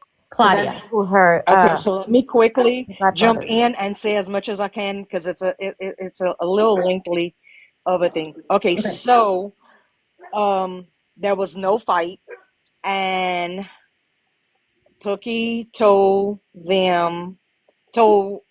Aunt Didi that if he didn't put her in school, he was going to report her, and they had to find a place to live because he was moving in with 8 kids, which he did have his kids and his wife's kids. Emma Rose, that is enough. Hey, girl. Amber Lynn, this information is coming from Claudia. Okay. Okay, so let me go back. Emma Rose, leave Jacob alone before you get punished. Sweet baby Jesus. Come on, go inside. This fussing at the damn neighbors. I know now I don't have people up here that are not affiliated with the family. So unless you know them, unless you're a part of the family or you are. Okay, so I'm jumping right out Okay. and I'm going to catch the rest of it. Okay. Somebody just commented, is Claudia Didi's sister? Yes, she is. Yes. She's her older sister. So unless you are part of the family or like Dinah is or Suzette was friends with Didi, random interested folks are not coming up right now. You have just joined a conversation about all things gypsy.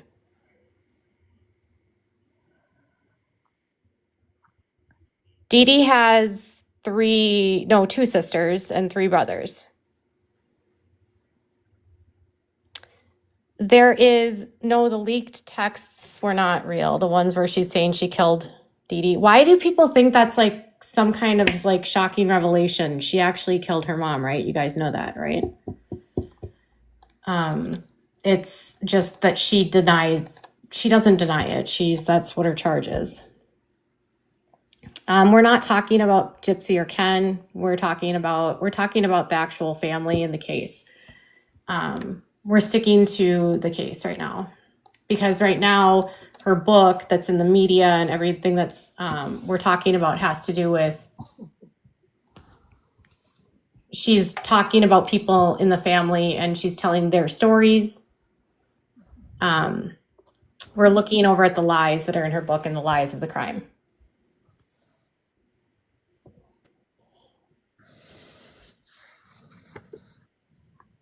And there's been a lot of, since she's been out of prison, Gypsy has been not super kind to people that are the victims in this case. Family members of Didi that miss her.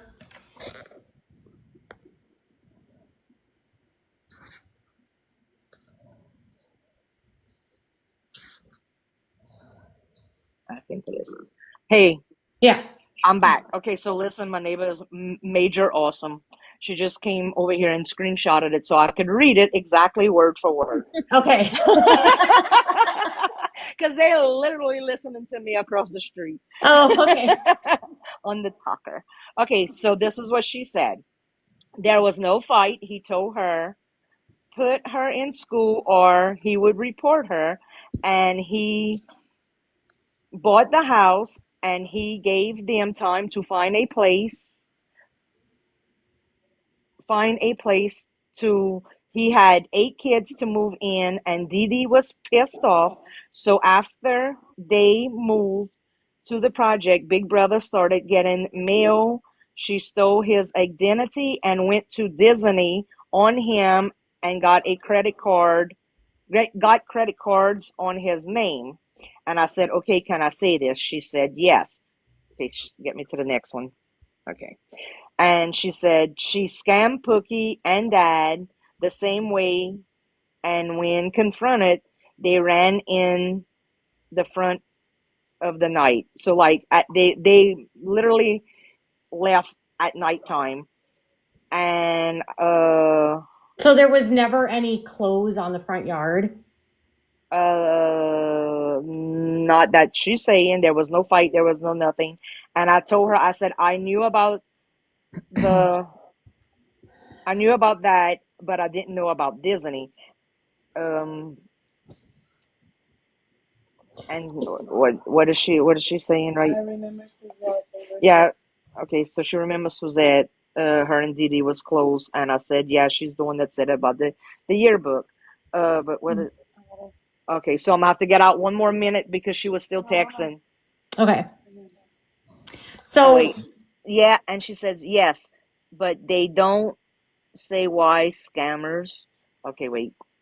Oh, and I can see the text right now. She just confirmed no clothes was in the yard.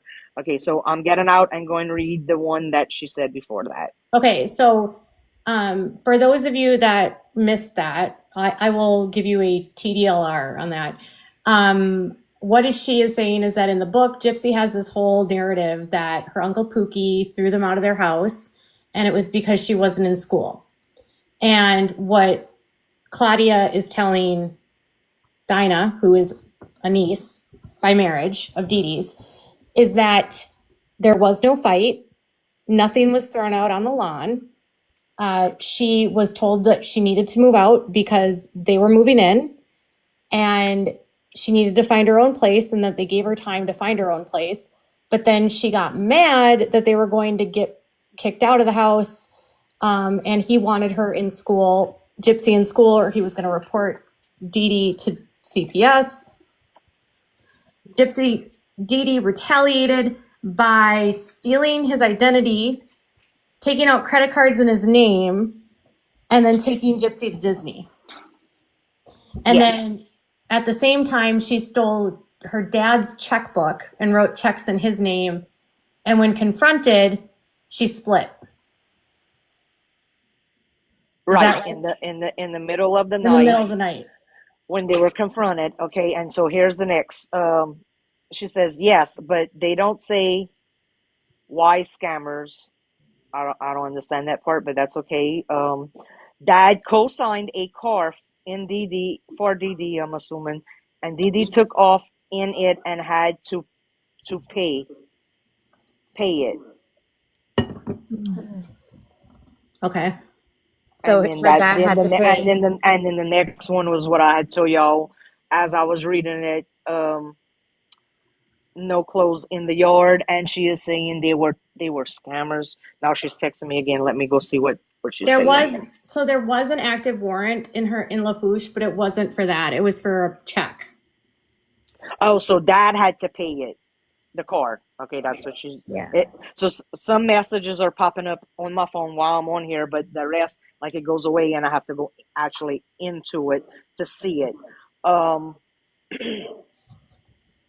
And Mr. Claude co-signed the car for her. Then Dee Dee hauled ass and left In him it. the note. And left him the note. Yeah, she's like, she miswrote that when I said that she had to pay for it, and then she corrected it just now on the message that popped up to me. So I know I'm gonna have to go and look to see if she said anything in between that, but I need my girl to come back with her phone to screenshot it. Dude, Claudia. I mean, I have her phone, but I understand that do Claudia's like scared. She doesn't want to come up, but she should just come up and share. Well, listen, I asked her if she wanted to come and correct us because I knew I was saying obviously wrong stuff too. And she just said, I think she said she's just listening. Okay. So she's probably in here because obviously she knows what I'm saying and what we're saying because, she went MIA from everybody. So that's a text. So she is listening. She's just not letting y'all see her. And obviously she's not ready to speak right now. That's totally fine. We respect. So her text actually just right now that's popped up said, I'm here. Okay, Noonie. And you're fine. You don't have to talk. I'll talk for you. That's fine. Yes. We can as long as you let me talk, Aunt Noonie, I am good. Yeah. Well, thank you, Claudia, for listening. We appreciate you sharing and helping us give the accurate truth about this. We're just trying to help get If these. she's listening, hey Claudia. We want to help get these lies to stop and to have the smear campaign against your sister end. We know that she wasn't a perfect woman. We know she didn't. We know she made mistakes. We know she committed fraud, but that doesn't.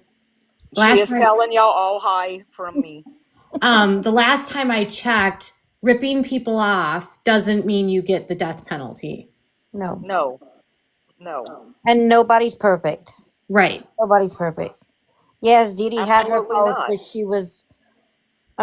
she was, like I said before, she was a sister, a friend, a mother. You know, like, she didn't deserve what she got. Well, like I told y'all last night, and not all of y'all are on there, so I will recap that part. My sister had Guillain-Barré and she needed a sitter. So I would sit with her and help the sitter and stuff like that. And so we were there and she saw, and she calls her Claudine. So, and she's like, oh my God, like I just saw like Claudine on TV.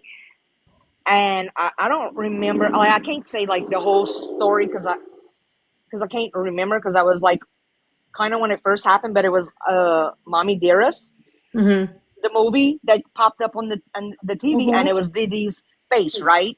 Mm-hmm. And so I'm listening to her, and I'm like, well, Dina, how you know her? And she's like, I went to school with her. She's like, she was so pretty and so nice, and like just said wonderful things about her. And I'm like, oh, so you know Aunt Didi? And she's like, and so they call my mom's family calls me Didi, and my dad's family calls me DB. Okay, Did you and tell? I'm sorry to interrupt you. Did you tell Claudia about how I showed you how they remembered what Claude did to Dee Dee, or did you, Gypsy? no, me and her spoke earlier today, and but we haven't spoken again, but she's texting me, so I didn't get a chance to tell her any of that stuff. So I'll just say it out loud. So one of the biggest issues, obviously, with this book are the salacious and defamatory and disgusting claims that Gypsy makes against her I grandfather. need you to do some more. And those claims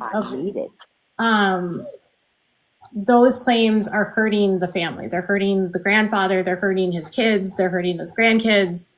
It's just the devastation that's happening to this family because of this lie about what Gypsy claims her grandfather did, which everyone in the family is like adamant did not happen.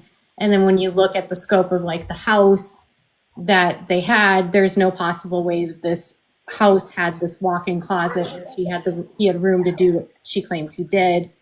The bathroom was very small. There wasn't space for her dad and her grandfather and her mom in the bathtub together. Okay, so I have to read this real quick because my neighbor has to run somewhere. Yeah. Okay, so Aunt Noonie said Dad had to pay for it. Dad hired a detective to find them, but they were nowhere. They were far over there. She went MIA from everyone. And then she's telling me she's here. She's like, Didi went MIA. And then she says, yes, absolutely. She was great at her game, but she kept away from us. And the more we found out about her, the more she moved further away. So that's her last text to me, and that's the last one I'm gonna be able to read off of my neighbor's phone until she comes back. So what basically we're saying here is that Dee Dee was caught scamming the family, stealing from them, and that's why she fled. There's a part in the book where Gypsy claims that all the stuff was out on the front lawn and on the porch, and that there was this big fight with her uncle, between her mom and Uncle Pookie, who is Claude Jr. And Claudia basically just said that didn't happen. That whole interaction that's described in this book never happened. I didn't think that would have happened. Are you yesing to what Katie just said, or you telling me yes for something? Text me right back, so like real quick, so I could see it at the top of so I can let them know.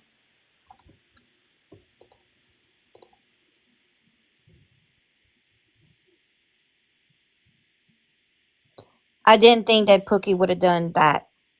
Like throw the clothes out and it'd be Yeah, a I big mean, old because in the one breath, if you're telling me that you're having a fight with her because you're worried about Gypsy not being in Okay, school, so Katie, so what you say and she's saying is true so far. okay. I'm just basically trying to do the summary for the chat so they know what we're talking about. Right, So, right.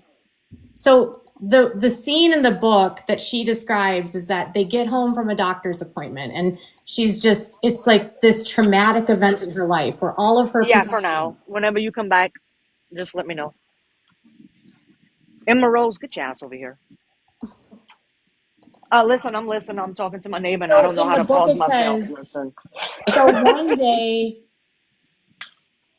and this is, she says, so after Momsy Emma died, Claude moved out of the Blue House and got a new home with his second wife, Laura, leaving just me and Mama in the Blue House. But Mama told me that my uncle claimed Momsy Emma's had verbally promised him that he'd get the house after she died. And I just want to be super clear. This is not what happened. He was deeded the house by Claude Sr. And then he actually, Claude Jr., gave equity to donations.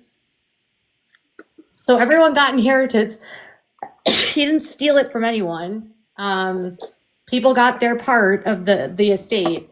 No one was defrauded. The way that it's described by Gypsy is like he stole it from everyone.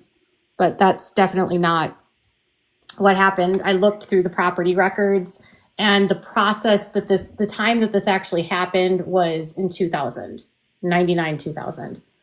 So she says, one day after Mama and I came home from one of my doctor's appointments, we found all of our stuff out on the front porch and lawn. I remember seeing my Uncle Pookie and Mama yelling at each other on the porch. My Mama told me that my uncle had his wife and his kids had moved in and kicked Mama and me out. We're officially homeless, she said. Even though I was about 5 years old. She wasn't 5, you guys. This happened in 1999 or 2000. Probably 2000 because, again, her address was still listed at that home in 2000. So she was 9, not 5. But I feel like she uses younger ages to try to make herself feel more like victimized, as though being 5 and homeless or 9 and homeless matters. But she's like always 5 in this book. playing the victim. Yeah, she needs to play the victim. So I still remember feeling. I think that's what she's doing, like just saying that she's 5. Yeah. So everybody believes that she don't know how old she is. Probably. But she knew. Because, I mean, I'm telling you, she's been fucking 5 for the last 20 fucking years. I know.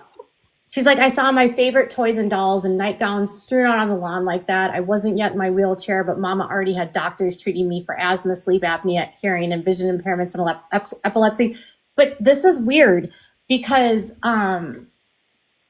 if it was 2000 when this happened, she would have been in her wheelchair. So it's like she can't even get the story straight. And no matter how mad, Aunt Claudia, Looney, can you tell us when she got in the wheelchair?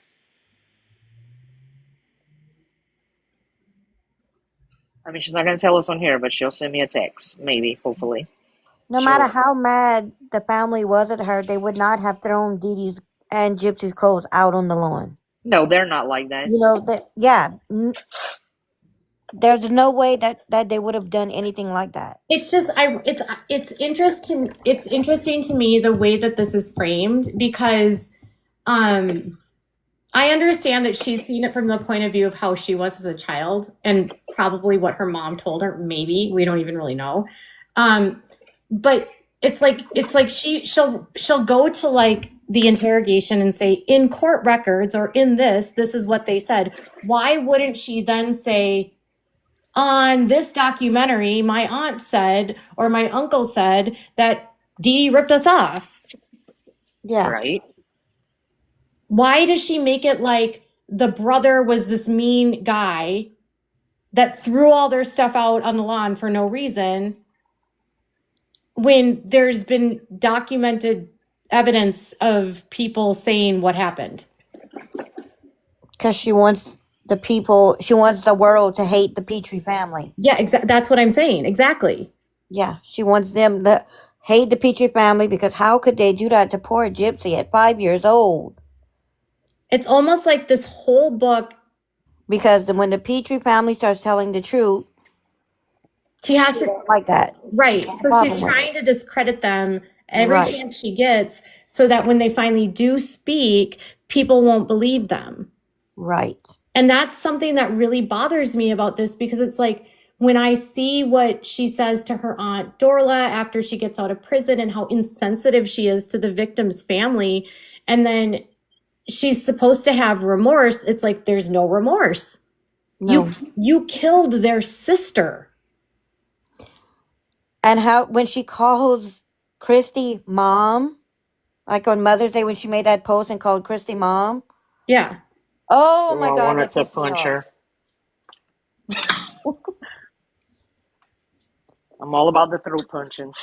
But when you understand the context and how offensive it is that she would call her mom, because Dinah was friends, or was like loosely friends with Christy, like, and their kids grew up together. She We knew didn't have a they close weren't friendship. You know what I'm saying? Our kids went to school together. We didn't hang right. out. We didn't. My kid didn't go to their birthday party. They didn't come to my kid's birthday party. You know what Right. I'm saying? Yep. We knew of each other, and she just knew that I was a complete fucking bitch. That. End of story. Like, Mm-hmm. and that's Well, how I mean, and it's a true story. I mean, I will vouch for her. I am a fucking bitch, and I don't give a fuck who fucking knows it. You know what I'm saying? yeah. Well, you're nice to me, so. Well, right, but I mean, I can be a bitch, but I talk rough, but I was born this way. You know what I'm saying? So I get it, because I'll meet people and they're like, oh, I don't want to talk to her. Listen, But look even how if she that's the case, talks. you were around them enough to be like,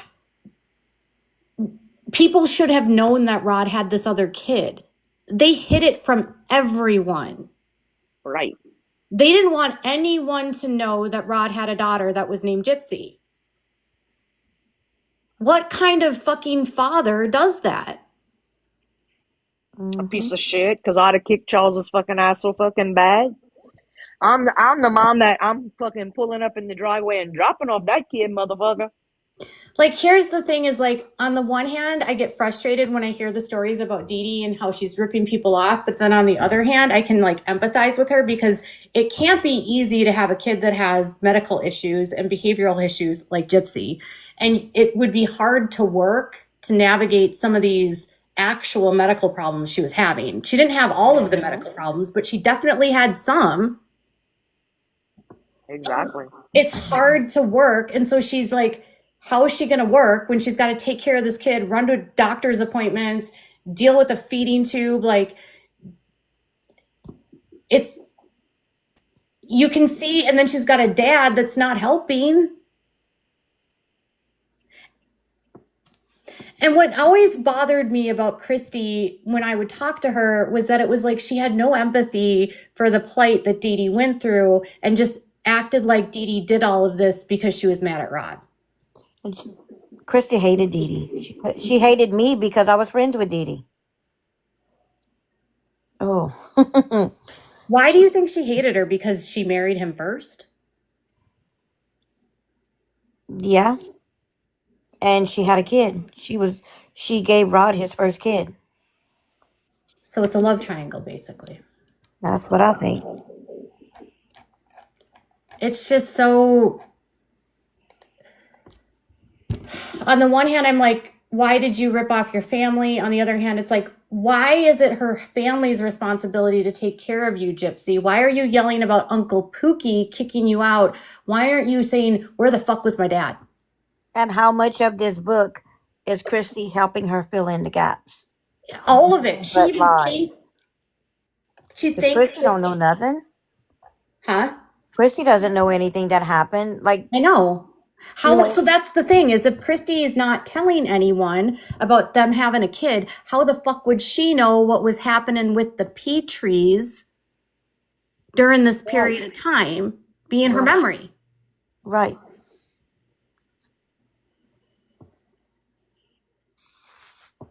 I mean, in her acknowledgments, this should tell you everything. She thanks, I just want you to hear this so you guys know who wrote this fucking book. Christy and Dad, who acted as my memory when I needed it. Somebody put if she hated Nicolette's mother, she probably did too. You are my dream mother and father who are the embodiment of unconditional love. Thank you for reading this manuscript, being interviewed, for your honesty, both public and private, about the journey we have all taken over the last 33 years of my life. Gypsy, you want to erase your mom and act like she didn't exist. You want to replace her with Christy, who denied you existed for 20 fucking 3 years. Yeah. And hated her all those years because she was Dee Dee's child. Yep. A love child of Dee Dee and Rod. Correct. How are you going to say, I have complicated feelings about Mother's Day, and then go on a 20-minute diatribe about what a shitty mom you have, and then go on this love fest for Christy, when privately everyone knows Christy and Gypsy can't fucking stand each other? Mm-hmm.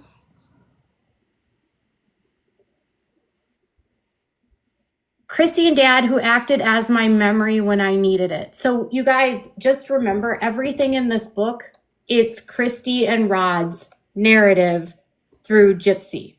Yeah. You know how they always say every accusation is a confession of a narcissist? Who's the narcissist? Is it Christy or is it Rod? Or are they both? Both. They're both narcissists? Oh, yeah. I was wondering that. Because Rod doesn't like to take responsibility for anything. No. He blames Dee Dee for, having him have to pay child support. Mm-hmm. So I feel like Dee Dee's like in a rock and a hard place. She's got a narcissistic ex-husband that's blaming her. In this book, by the way, why is Gypsy spending 3 chapters talking about her parents' sex life? That's like literally Rod getting back at Dee Dee. Yeah. And shaming her sexually while she's dead. Yeah. Because who wants to talk about their real parents? quick? Yeah. I just text with Aunt Noonie. Yeah. And till my neighbor comes back, she is allowing me to send you the messages so you could read on here until, okay, like I said, my neighbor comes back. So I will be sending that to you. Wait till I come back so I can actually make sure that it's being read right. Okay? Okay. Give me a minute. So, this is so frustrating. Yes. And so you've got Christy and Derek. This is just like a smear campaign against Dee Dee. This is like revenge. Okay. Okay, I got him. You should be. Oh, damn, that was fast. I know. I wasn't even expecting him this fast. My fingers were working hard. Just joking. I'm waiting for this stupid steamer to heat up so I have time on my hands right now. Because I can't, I have been putting y'all down and just talking with y'all and not seeing no comments or anything else. But I'm happy because when Aunt Noonie was texting me, I got to see it, because I would have never seen it while I was steaming walls. Okay, so as far as the dresser, is it right? Yes. So it's in order. That's what I'm asking because I don't know how I did it. Oh, Claudia says we loved Suzette. Yeah. Aww. She said that Christy's hate for Dee Dee is a love triangle.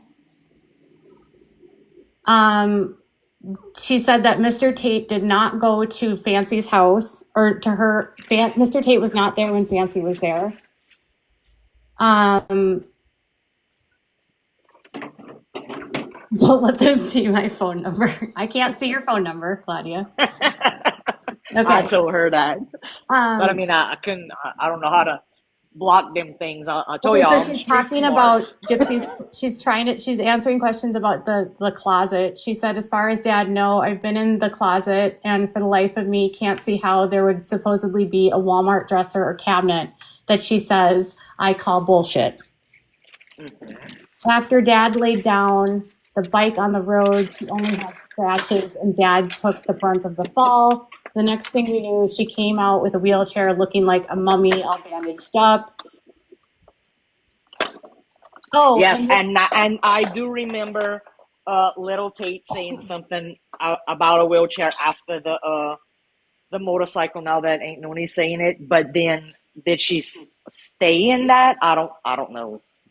And then as far as Christy and Rod, this was what Claudia said. Oh my God, they wanted nothing to do with her. It makes me sick. I agree. And then they wanted nothing to do with her. They didn't. Nobody knew about her. Shit. Oh shit. She just said they only put Dorla and Yogi's interview on there. Who's Yogi? Okay, so that's Uncle Evans. Okay. They all have nicknames. I know you guys have all these. And listen, nicknames. for the life of me, Aunt Darla, I can't never remember her nickname. And when Aunt Noonie says Chi-Chi, that's my Tate. Okay. That's what they call him. So when they're talking about the interviews that were done for these documentaries and stuff, she says they put me and Dorla on along with Evans, but Pookie was interviewed, but they scrapped it because he told the truth about Rod. Do you know what did he say about Rod? I'd love to know what he said. I don't know. I wasn't there, but that's exactly what I heard, that Christy and I will pull HBO if they put Pookie on the documentary. Because they didn't like what he had to say. I don't think that there's ever been a single documentary that's ever put Rod to that's brought him up to the carpet, right? And like pulled him up and been like, you fucked up. No, not a one. Because I definitely watched that one. No one holds him accountable for anyone. No one. No. You know, what okay, so let's do this.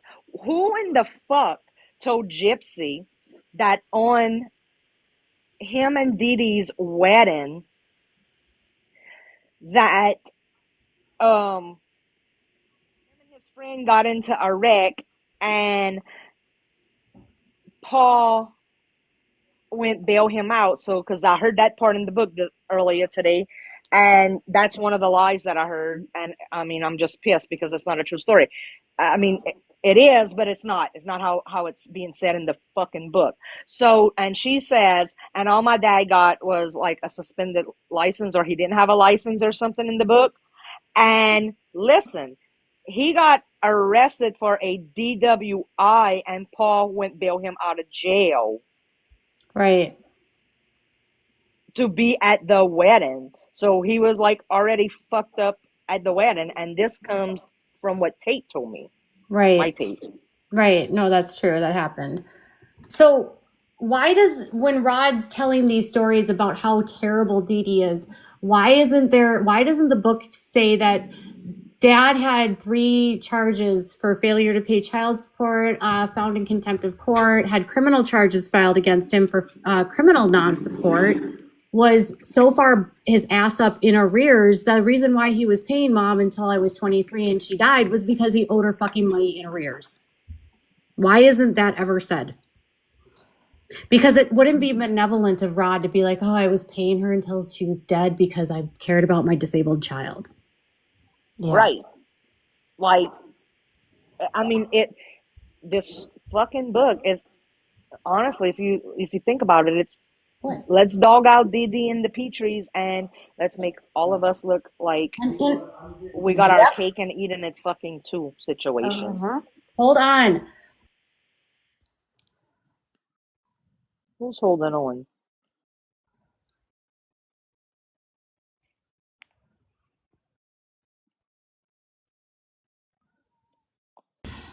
Sorry.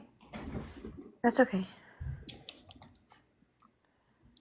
So there's all this. I'm going to catch some more messages from Aunt Claude. Okay. Claudia.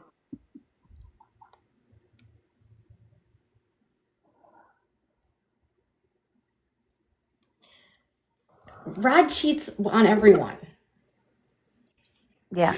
Why doesn't Rod tell everyone? Why don't Rod and Christy tell everyone about how Rod got arrested in 1998 for felony second-degree battery? Because they don't want nobody to know that. Does Well, anyone? how many kids Rod has that we don't even know about? So nobody, like, they want to smear Dee Dee for some fucking check fraud, right? Mm-hmm. And they act like she's a Bobby Petrie and saying, "Oh, she was on America's Next Most Wanted." No, she wasn't. No, she wasn't. What? When he said that? He said that in Mommy, Dead and Dearest, and he, you know what she had in Lafouche? A bench warrant. That was it. It wasn't like even you know what a bench warrant is? It's not even like that serious. Yeah, it was like for what, fraudulent checks or something like that, or Yeah. NSF checks. Yeah. Yeah, it was a bench warrant. Yeah. And Laura's on Mommy, Dead and Dearest going, they would arrest her the minute she came in Lafourche County. No, they wouldn't have. Not on a bench warrant. No. That's nuts. So why don't they? What I want to know is I want to know who knows about this charge he got, where he got arrested in 98 for second-degree battery, facing 8 years in prison. And Claudia just said bad checks from when she was living in Thibodeau. It just popped up, so I had to say it. Yeah. Right.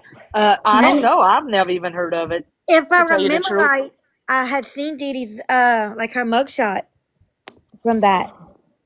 Oh, Ken is in the chat, you guys, meaning Gypsy is pissed because Noonie and Dinah and Suzette are telling the fucking truth. Too bad, Jip Jip. Do you have It some? needs to come out. Ain't Noonie what you saying yes for. Where's Ken? Y'all see him? Y'all saw him? I haven't seen him. Tell him to come up in the box. Yeah.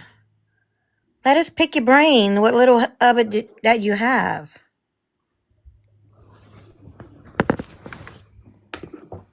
Come talk to the other side. Kenny boy. He hasn't said anything. He's just watching. That's what my moderator said. Yeah, he has nothing to say. Ken, you can't, if it's Ken, it's Gypsy, right? We know it's Yeah. Gypsy. I don't give a fuck who it is. Does the family have anything they want to say to Gypsy since we have her watching? Let's see if we get a text. I have a lot to say, but I'd have a lot to say to her, but. Oh, Suzette, do you want to clear this up in the book? Because Gypsy uses your story about the Night Ranger thing. She tells the story like it's hers, by the way. Oh, wow. It doesn't even sound like the right story. But she makes her mom sound like a slut. She's a slut, not her mom. Well. Dee Dee liked to flirt. She wasn't like that. All she did was flirt. And she was in love with Isn't that the down the bayou people? Yeah. and honestly, it's not really flirt. That's just how we are. Like, you get what I'm saying? It's not so much on that flirtation, like, oh baby, I want you. No, Dee Dee, she was a huge flirt. That she was. Because I mean, hey, if you say it, I believe you. I'm just saying, but I mean, like, how we are down here, Yeah. You know what I think is weird is whatever. Why does who tells the story from the library where she bought a book about how to get pregnant really fast?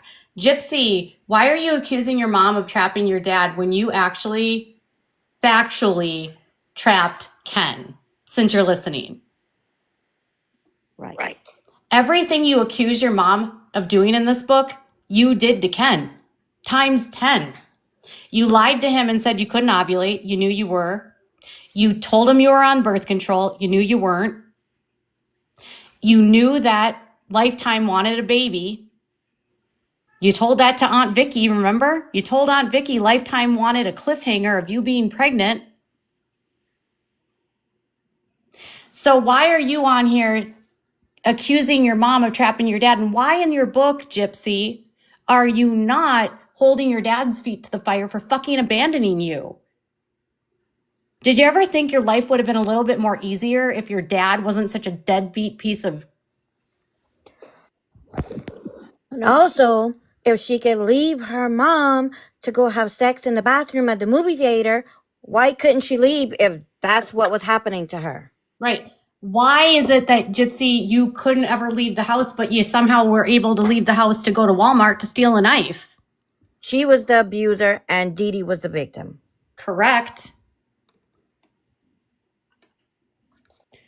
Why do you spend most of your book fat shaming your mom? Sexualizing her? Why is it your business to allow your father to shame her sexually in this book? The most disgusting part of this book for me is the fact that Rod shames Dee Dee's sex. What kind of fucking dad do you have when that's who your dad is? You're saying because Dee Dee didn't have sex with your mom, with your dad, that's why he was justified to fuck around and cheat? And you give him a lot of excuses. He's not there for your birth, and you say... I eat that, sorry, thank you. I don't. You eat rice? I eat rice. No, I don't eat this. You eat potatoes? Not like that. He's not there for your birth. You never tried it. You gotta try it. Okay, so Katie, Yeah. I actually sent Aunt Noonie Mm-hmm. the message that I told you that I was sending to you by accident, and I just realized it when I was getting her next message to send to you to read. So I think you just got two back to back, but it's backwards. Yeah. Oh. She Because I said, didn't realize it. oh, okay. She has a message for Gypsy. Oh, she does? I didn't even read it. I'm just Yes. screenshotting it and sending it to you since I can't say it myself. Gypsy, your aunt has a message for you. She's been out a whole year and we've been asking to see her, but she can't get away from that camera. But it goes to show you how important her mom's side of the family is. We're not about the money, but she was all we had left of our sister. But now we all know where we stand.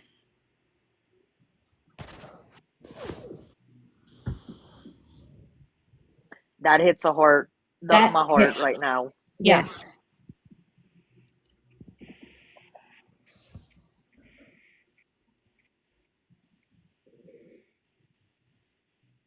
That's like Gypsy, they miss their sister. When you got out of prison, you got mad at your Aunt Dorla because your Aunt Dorla misses her sister. And you said to her, I'm sorry for causing pain, but you're adding drama into my life because she posted that she misses her sister and she didn't deserve to die. So I guess, Gypsy, if you don't agree with you and feed the delusion that your mom deserved it, which you claim there's no justification for, why would you block your Aunt Dorla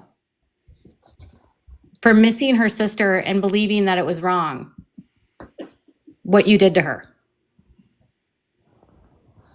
You're telling the family of the victim, I'm going to unfriend you, I'm blocking you because you're sharing information about me that I don't like to read and it's mean.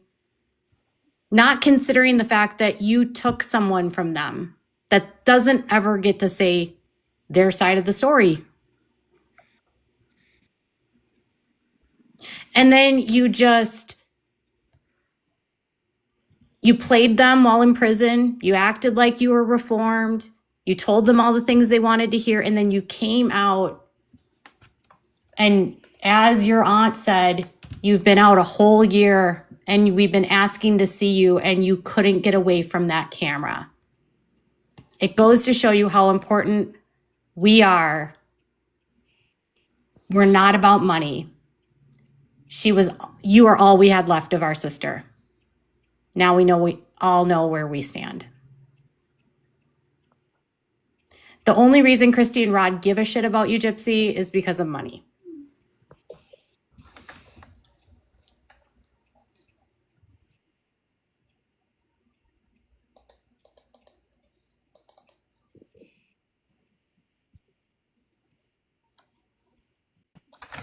Dorla was doing what I'm doing now, interacting with y'all, so she unfriended her. How sad is that? Wow.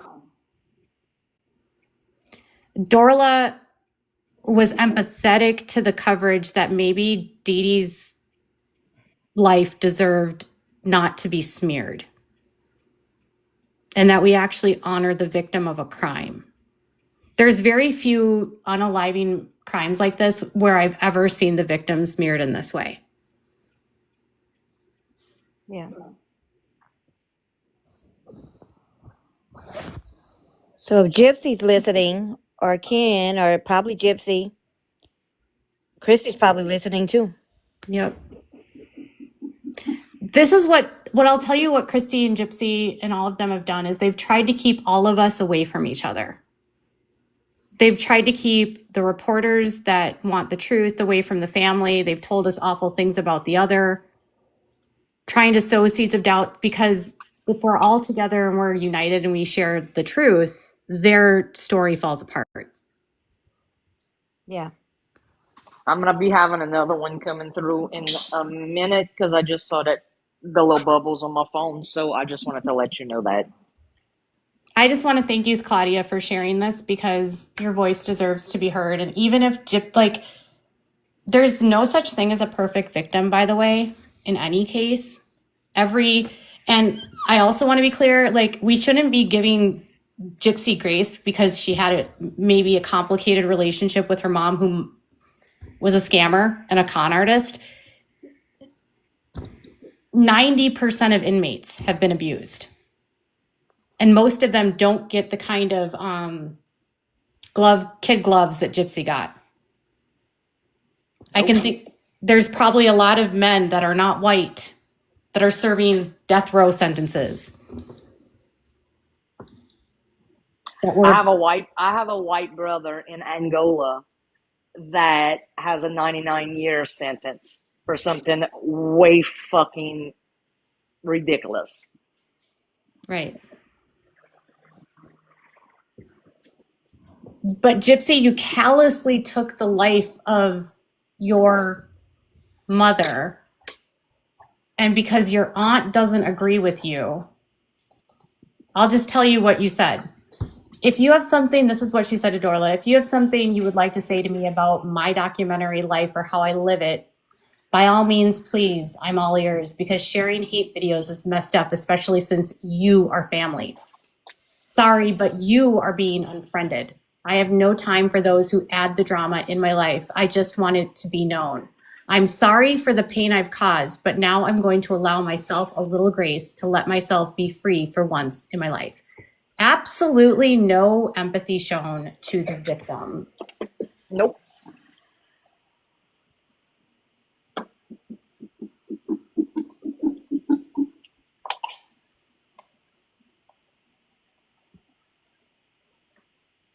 Zero remorse.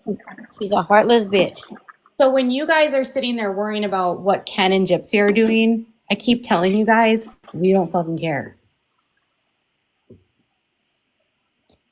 I don't care about Ken and Gypsy. I don't care about this baby. Gypsy's already freaking out about CPS. And guess what, Gyps? I'm pretty sure CPS is going to be involved with you from day one. Well, let's say this.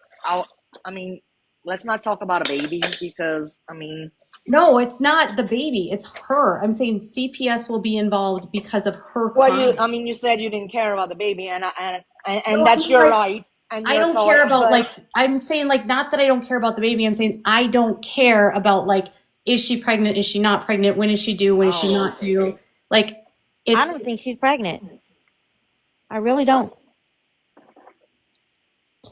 She faked not being able to walk for 15 years. So, I mean, The pictures she showed of her stomach, that it was big when it was like bare, skin. Where was the stretch marks?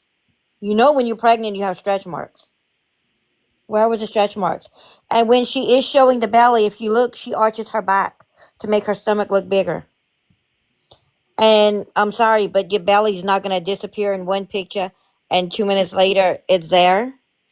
Like, Okay, if you're so I'm sitting gonna down and you 8 months pregnant, disagree with you on the stretch you know, marks because I had two big ass babies, and this mama has no stretch marks. you're lucky. Very lucky. I I'm don't. just Yeah, saying. I never got But to I the mean, stretch mark. if I'm you're just sitting saying. down and Like, you're if 8 months somebody's gonna pregnant, say something, I will correct them on certain things. Just like yeah, I did correct somebody yesterday about Gypsy being on birth control. Okay, if she lied, she lied. No big deal. yeah, But I could promise you that both my boys are birth control babies. yeah. I was on birth control at 16 and I got pregnant. I had him at 17. Me and my husband tried having kids. I was never back on birth control again till 16 years later. Okay. Well, And here's my. here came my second son, which, okay, let's justify this. Yesterday my oldest son made 31 and today my youngest son made 14. So they're literally 17 years, a day, and almost exactly an hour apart. Well, if she's I think she's pregnant, but I think there's something going on with the baby. And I think she won't say anything about it because she would have to admit that she has something wrong with her and she passed it on to the baby. And I don't want to say there's something wrong with her, but it's like the way that they've denied that she has this deletion and she clearly has severe mental illness and severe antisocial personality issues that the denial here is so ridiculous that they don't want to even acknowledge that maybe the reason why this baby isn't that big and her tummy isn't that big is because maybe the baby has the deletion too. Yeah, that's possible. Because, I mean, when she was sitting down, I mean, her boobs stuck out bigger than her stomach did. I don't, yeah. Pictures. So I'm like, Mine's did what? too. So listen, I mean, listen, I ain't freaking taking up for no freaking body. Let me I tell you, for understand. my first son, I only gained 25 pounds for him, Wow. and I literally put my plate on my tits to eat Wow. because that's how big they were. Okay, and I tried breastfeeding, but then my milk came in later. And for my second son, I only gained 17 pounds. So you can't Yeah. do. I mean, every woman Tina, is that makes different in sense. pregnancy. Wait. Yeah. And look, for my first child, nobody knew I was pregnant until the end of November, and I had him in December, and I wore my regular clothes, no maternity clothes, until the month of Okay, December. but so Gypsy's a narcissist and actually trying to lose weight. But I have a message Yes. this is a message from Claudia to Gypsy. This is even more powerful than the other one, okay? I gotta hear it because I'm not reading it as she's sending it because I'm letting you read it so I could hear it. Okay. This is to you, Gypsy, and Christy, and all you assholes. I love my auntie. My sister was not perfect, and if it was to die, she should have died in jail, but not by them playing God. Gypsy, I want to tell you something. You wondered if a comment your aunt made about you and making fun of the body, and she wishes them pain.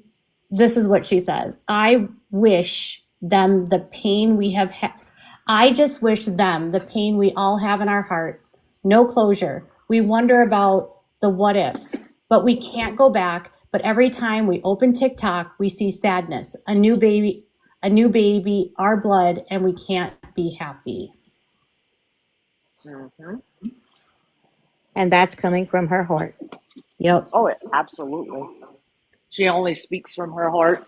If you Right. know her, you know her.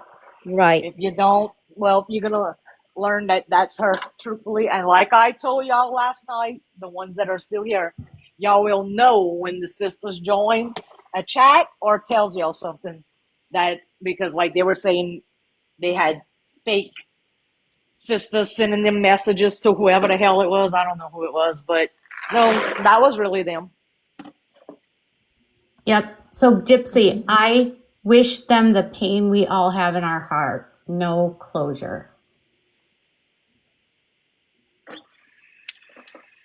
I think a lot about, and that's just something I've thought about. I think a lot about how callous it must feel, like how painful it must be to be the family of the victim, and you're watching the perpetrator just go along with life and act like, I'm finally free. I'm going to the beach for the first time when you know Dorla took you to the beach. I'm eating this for the first time when you know you eat that as a kid. Yeah, they went to Mississippi and had a big old fun time over there up in Mississippi. All of them. The sisters, Gypsy. Mm-hmm. I do think that part of the reason, she was really mad that no one from the family wanted her paroled.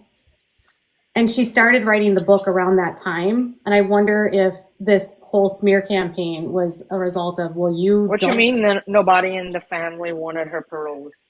Like, they wrote to not have her released early. Oh, really? I didn't know that. Yeah. Well, I told you there's a lot of things I don't know. But do you blame them? Not one bit. Especially when you don't show no remorse. Well, I haven't, they said I'm getting mass reported right now, but Seriously. but I haven't, Yeah, that's Christy or Krusty and her gang. She probably got all her buddies to report.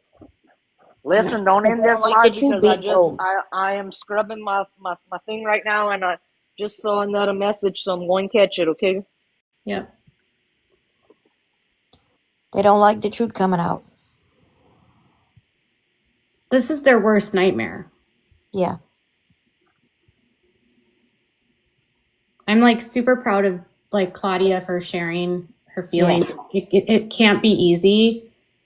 The pain that all of them must be going through, and to have it constantly ripped open every single time she does another project and adds another story that's false about the family or about the mom.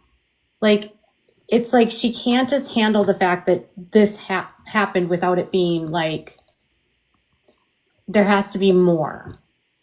And I still think like, oh, I mean, to do that to your own mom. Right. What type of a sick psychopath person could kill their own mom? Like. And before her TikTok got hacked, her last messages were about like trying to threaten people about making false CPS reports. CPS reports are 99% of the time anonymous, protected, and you can't actually arrest people if they have legitimate concerns about you as a fit parent. You're still actually on parole, Gypsy. You're the ward of Mississippi or Missouri, and you have a crime of matricide on your record. There are reasonable grounds to believe that there could be risk. What a little fart. Claudia says, we miss our sister, and she knows the last time we saw them was 21 years ago, and I carried her on my back. Gypsy. Mm-hmm.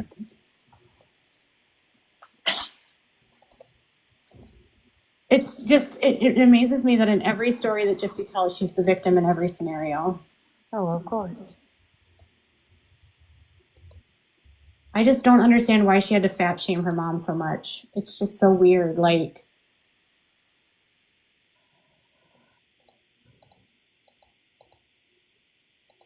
and the whole story about the dog leash, like, I don't believe that. There's a one part in the book where I actually feel like she's not lying. And I feel like it's when she said her mom was scared of her. I think Dee Dee was scared of her. Yeah.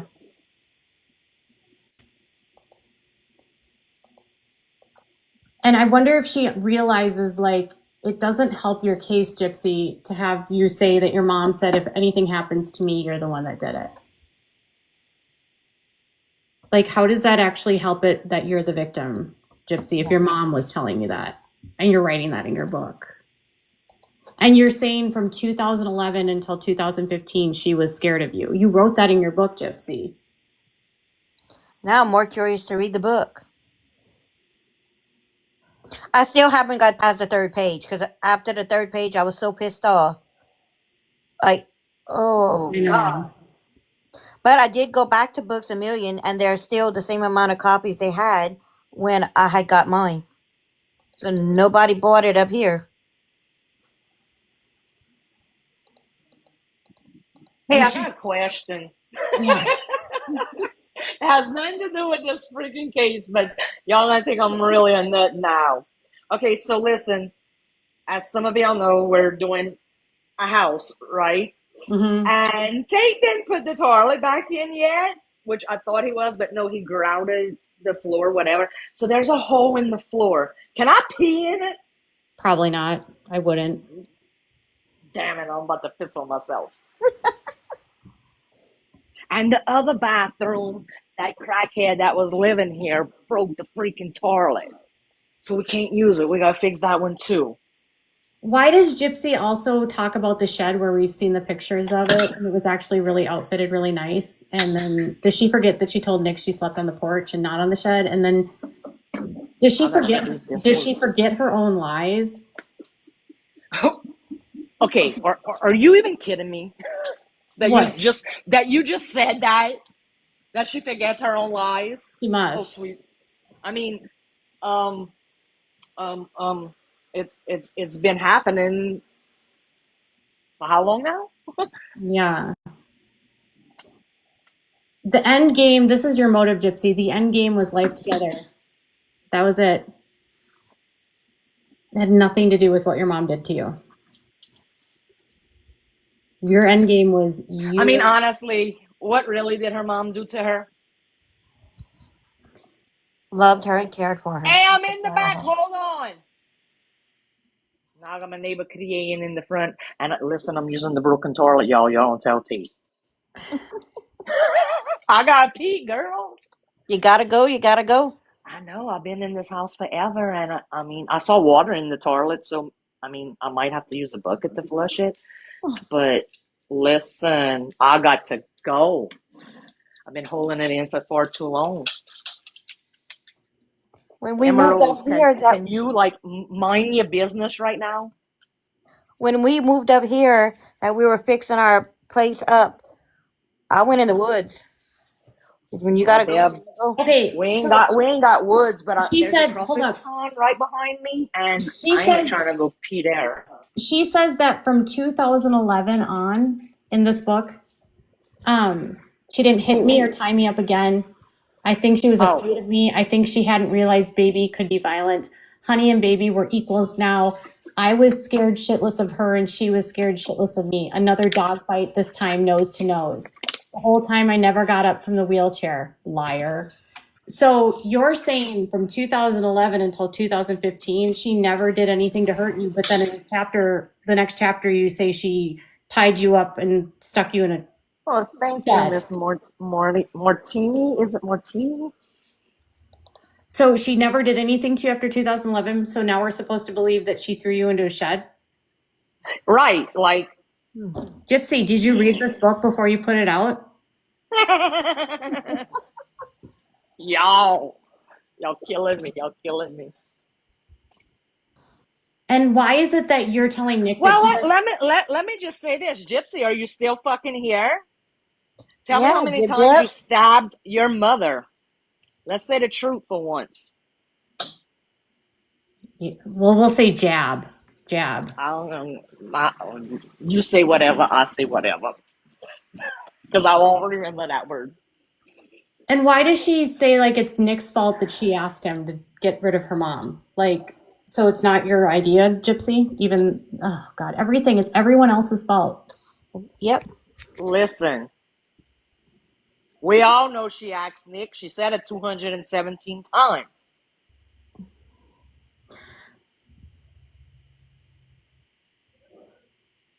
We seen the fucking text messages. She claims that I she got it. seen, So in the I next chapter, seen the trial. There was a living hell between this me is and weird my because man because I bitched so much about it. hold on. Mm-hmm. She says that she never hit her again, but then she claims that she got hit she got hit in the next chapter. So I never got hit after that, but then she hit me again. So the truth is she never was hit again, and I don't think she was ever hit to begin with. But she took anger out of my wheelchair and she said, "What are you thinking?" I could tell she was seething because she was sighing to catch air. Her breath erratic and heavy. "Are you trying to kill me? You know I'm not well, Gypsy. I swear if I die, it will be you who killed me. You've already tried to shoot me once." Oh my God. And you know what she said?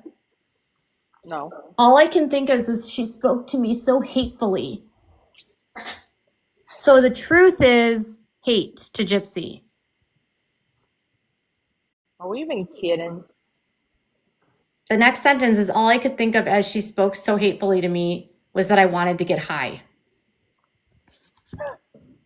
So that's hateful to say, I swear if I die, you will be who killed me. And then admits it in a book. Yep. Like, Yeah. So how much abuse did Dee Dee really take from her? Right. in How my much eyes, abuse? I think she was the one that was beaten on. Yeah, Yeah. I do too. I don't. Because, like I always said, the pictures of the house, that's Yeah. not how Dee Dee kept house. Dee Dee was a clean freak. She was a neat freak. She always cleaned. Oh, Katie, didn't I tell you that today? Yes. Yep. Dee Dee was not, a dirty person. She was always clean. And for the house to be like that, Dee Dee was sick and Yep. couldn't do the And housework. that's exactly what I told you today, too. Yep.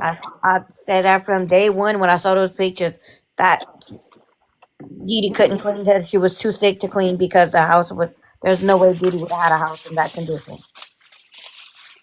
You couldn't even walk in the damn thing. Sweet baby Jesus. But we do know that Gypsy doesn't like to clean, and she's really lazy. Yeah. She doesn't like what?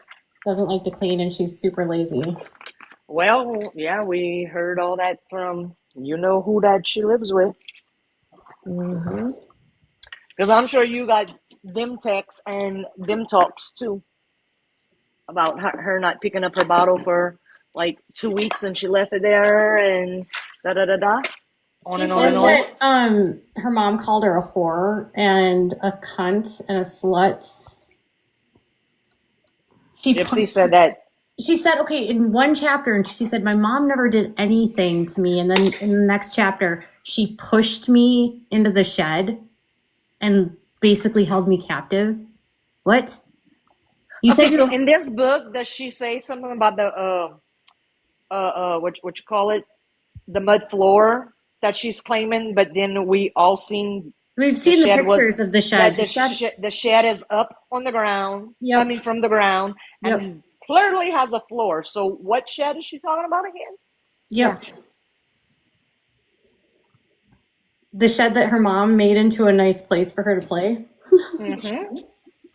Yeah, I would have loved to have one like that when I was a kid. The whole We had a damn tree to climb. That's what we did. Her mom having a voodoo hex on her, that's a lie. Yes. I said that from the get-go. Well, I think one of her, and I don't know nothing about witchcraft and this and that and all, but I know damn well that tongue would have to come out of a live cow, not a refrigerator at the stove. And how did Dee Dee get a little bit of her menstrual blood? Like, what? That's weird, Gypsy. I guess she It's pulled it out of her. It's so like Have you noticed that since Stupid. 2015, her stories get more and more ludicrous? Uh-huh. These buds. Coming back, ladies. I'm coming back. Okay. Y'all hear me? Do you think she's Oh, y'all this narcissistic and psychotic that she thinks that this makes her look good?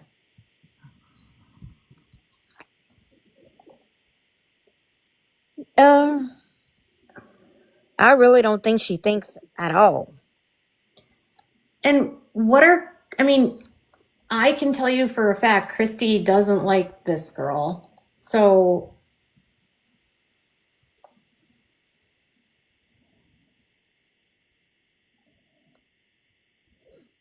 okay. She just said this. We tried to find them after hurricane hit. This is Claudia again, New Orleans, but no answer. And we went on a cruise and saw Rod and asked him if he knew where Dee Dee and Gypsy were. And he said they were just in Disney. We asked him to tell her to contact us, but I understand Dee Dee was really on the run. Later, our sister contacted me and we've been talking late at night. We found out she was in Missouri and we were planning to come for Christmas. Next thing you know, she's dead. They were happy to put the condition of the house out there, and if Possum could walk around inside, she could have helped her clean. Right.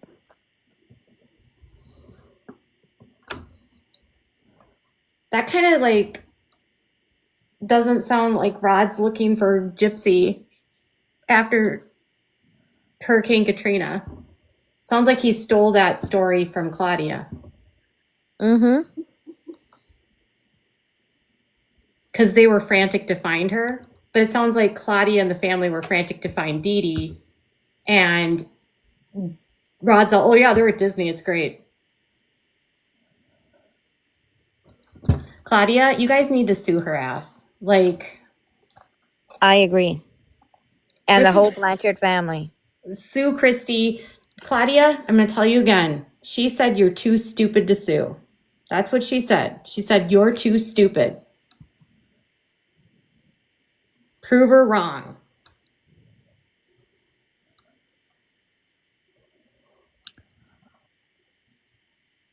Oh my God. We love you, Claudia. We love you, Dorla. Yes. And Tate and Claude Jr. and Evans and Claude Sr. We're sorry for your loss.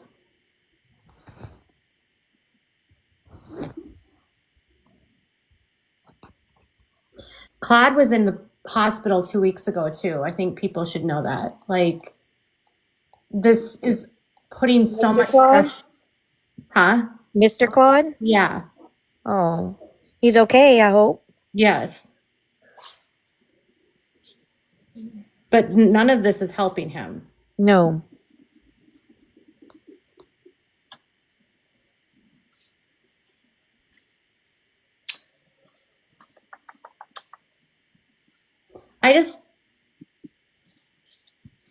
Dorla is here. Is she in the comments? She said Dorla's here. Who said that? I don't know. Someone said, look, Dorla's here, but I don't know. Ain't Darla just commented, yes, Dad is old, but he's fine. That's good. But and then she sent me to text Dinah, and I asked her to text myself. Oh, hi, Dorla. We love you. We're so sorry for your loss. Love you, girl. I've become friends with like half the Bayou at this point.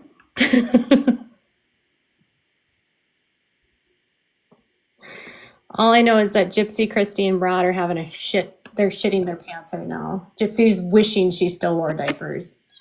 Wait, where y'all saw Aunt Darla? She's in the chat. She's in the chat. Oh, okay. I was texting with Aunt Noonie, so I didn't see. Okay. I think I sent you what she just said about Paul. Oh yeah, she said he's old, but he's fine. It's easy to Oh, call. she just told me, because I just read it, so I can tell you, so I don't have to go and screenshot it. She told Darla to come. Okay, Oh, that's what she said. Okay. okay. Well, I'm glad you're here, Dorla. Yes.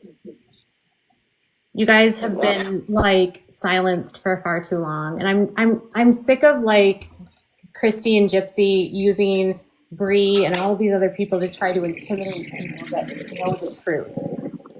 Like, no one should have to feel threatened to share their side of the story or to talk about what happened to them and to try to silence the actual victims in this crime. Like, I mean, I'm still livid when I think about the fact that Dorla and Claudia have nothing left of their sister, and Rod and Christy stole everything from them. Like, Dorla said, I wish we could find a lawyer that would help us that wouldn't be bought off by her. I'm sure you could find one. Where she said that? She Oh, just said that in the chat. I just found it. Well, Dorla, I'm sure you could find one that won't be bought off by Gypsy. As far as Gypsy believes, she's not as awesome as she thinks she is. I But don't know if you'd be able to find one on the buyer, though. You might have to go out the buyer to find a good lawyer. But if you found one, you have a case here. You have a case for your dad. You have she's actually, they know she's violating the law. They know that. They know, they've already told me, they know that she's not supposed to be profiting off of this. And as the victims, an heir to the victim in this case, Dorla and Claudia, you have rights to her, to every dime she's making right now. Every dime she's earning, you have a right to that. Because Louisiana has a law, and it's called it's against notoriety for profit. Missouri has victims funds for this purpose too. There are resources where you could take all of their money.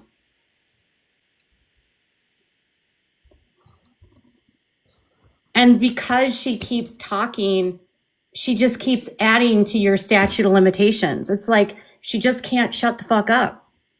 It's like she keeps giving you gifts by telling you more. Yeah. Because every time she spreads a new lie about y'all, and I'm sure if you guys needed to, like, if you needed money for a lawyer, if you set up a GoFundMe, you know how much money you'd have overnight?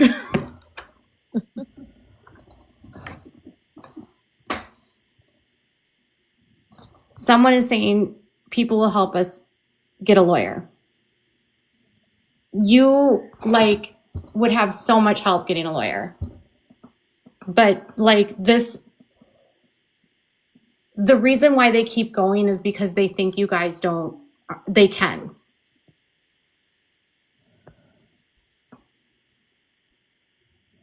If you set up a GoFundMe, you would have so much money in a heartbeat.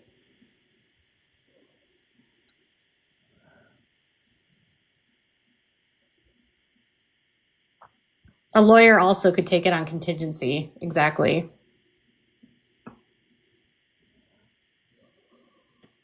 You probably could find someone in,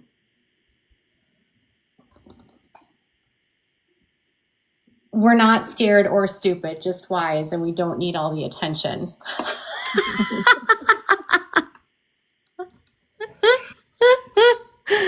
Oh, that's hilarious.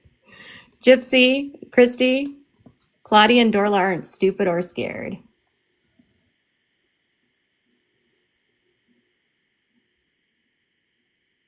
They told us, Gypsy, so Rod and Christy lied to the family. They said they cleaned out the house and put it all on the road for people to go pick through, but they went with a trailer. So they lied.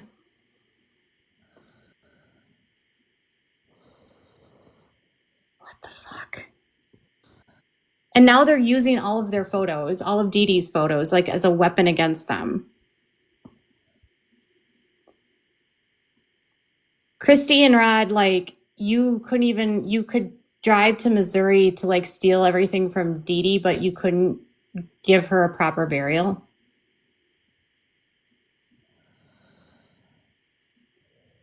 Okay, so Dorla and Claudia, Dinah has my phone number. So if you need to set anything up, we can coordinate this and we can get it all out and posted. If you guys need the funds or money or whatever, there would absolutely be an attorney that would take this case in a heartbeat. Yes. I think most of America is disgusted by this.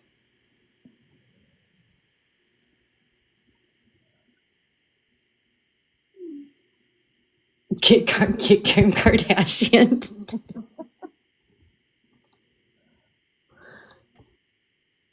With all of the stuff that was in the house that Christy and Robert took, all Claudia got, all Christy gave her was a moo-moo.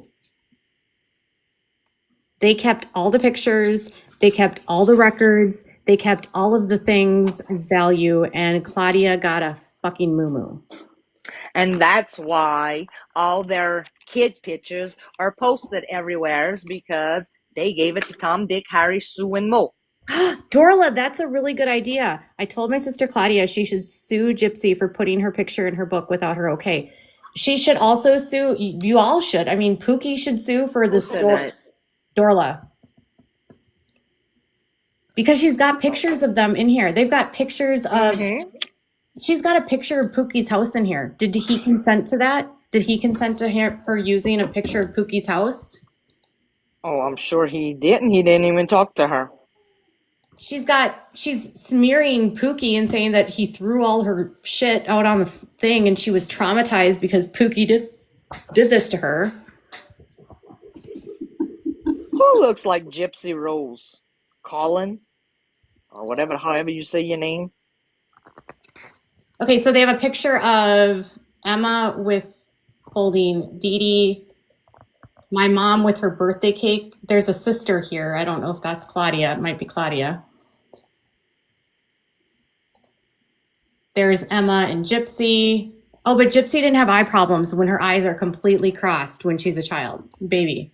Why doesn't Gypsy ever address the video of her literally falling on the floor and collapsing? Yay! Ain't Nooney's here too. The picture of Dee Dee with the cake in the book, it does look like Claudia in the corner. Yeah. That does look like Claudia. Hi, Claudia. Yeah, so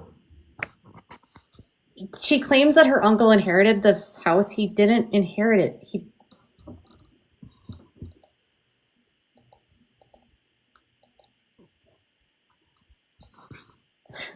Why do you praise your dad so much? Oh, I just want to. We love you, Dorla and Claudia. You know, this picture of Dee Dee with the ROTC thing, she looks really pretty. She's very pretty. Yeah. I actually went with her to the ball when she gave up her crown. Because it was after we were out of school and she went and she had to give up her crown. I went with her to that ball. You guys, I got to get going. It's time for dinner. It's time for dinner and it's time for night time for my son. Oh yeah, right when Ain't Noonie comes in, you gotta go cook now. I know. You are messing itself. I can go live later. No, this has been amazing because like I want you guys to come back and like feel like you have a community here that supports you. I was someone that was conned by Christy and I could share so much with all of you guys of all the things that she has said about all of you guys. Oh, and you will. I will. I'll tell you everything. My brother bought the house from my dad, but Dee Dee said my mom willed her to the top of the house. Exactly. I saw the property records, Dorla. He bought it. He didn't get it.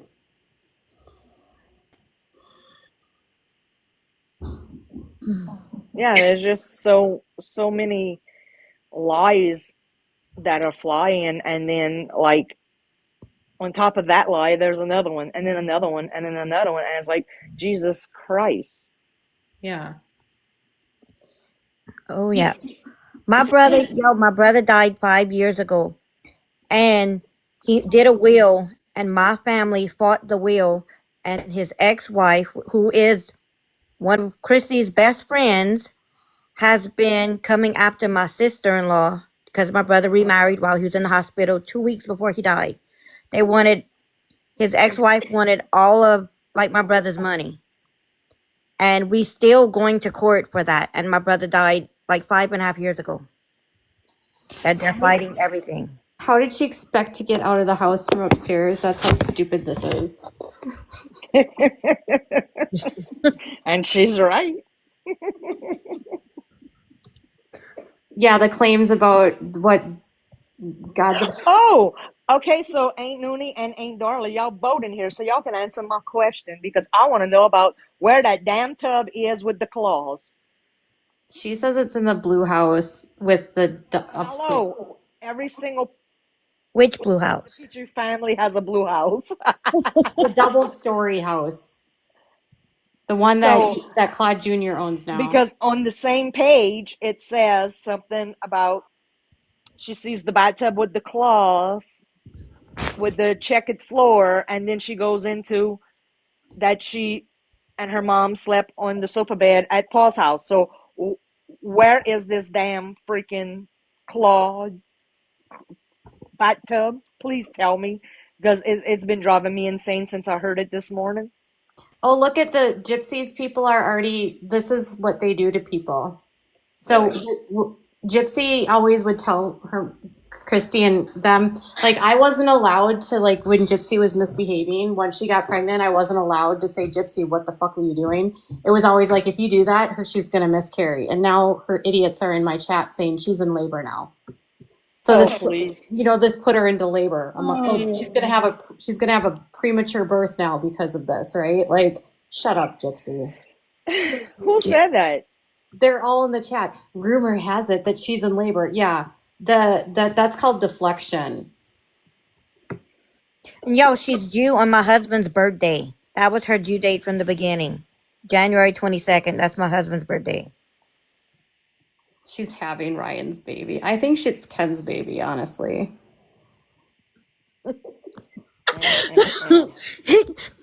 It could possibly be The Rod's, only but house that has a sofa bed in it is the one that Dad lives in now. Right. I'm asking about the tub, Ain't Darla? Because in this, like, I'm assuming it's on the same page. I don't know because I was trying to listen to this crap this morning because Tate freaking got it for free, and it says she sees Papa and Aunt Dee Dee get in the tub, and it got claw feet on it, and it's got checkered floors, and then in that same whole scenario, she's talking about the sofa bed and how Paul came to touch her, and Aunt Dee Dee slapped his hand away from her. But in the other tub, Paul was cleaning her pecan. Like, I don't understand this concept right here. That's what I'm trying to figure out, and my mind is literally blowing. But she's saying it's all in one house. You get what I'm saying? So I'm trying to figure out. Does she forget that in prison confession she told a whole different story about how he took her out to the shed? Oh, she did say that, huh? Yeah. Now it's a closet. Now it's a closet. What the hell? And in one breath, she says she wants her mom's helping swat her grandfather's hand away, and the next, her mom is encouraging him to do it. Wow. What is she saying about Dee Dee if that's true? That's disgusting. What? And the way that she describes what he did to her, it sounds like a corn scene. It's disgusting. It's like she wrote child corn.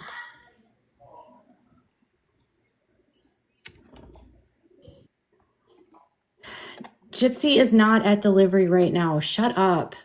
Y'all are just saying Where that are you even seeing that? I can't see none of that. because they're in here because They must have me blocked that I can't see it. they're doing that because they want to distract from this. Yeah. Which, Oh, with what we've good heard if she about, has her baby. She could have it on John Tate's birthday, her happy cousin's birthday, birthday. Dante. With what we've heard about the Blanchard family, maybe the baby is Farad. We found out later that all the hospital bed pictures she sent us was from a room they set up. What is she talking? Oh, That's Dorla. okay.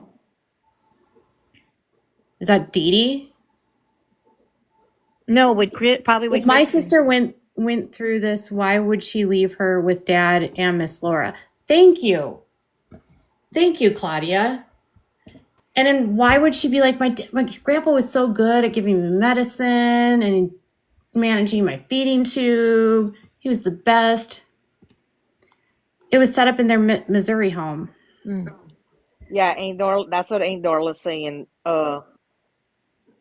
Some of the hospital pictures were in because Gypsy had a hospital bed at her house, and she wasn't even in the hospital. It was done at their house. Oh my God. So it was just a con all the way around.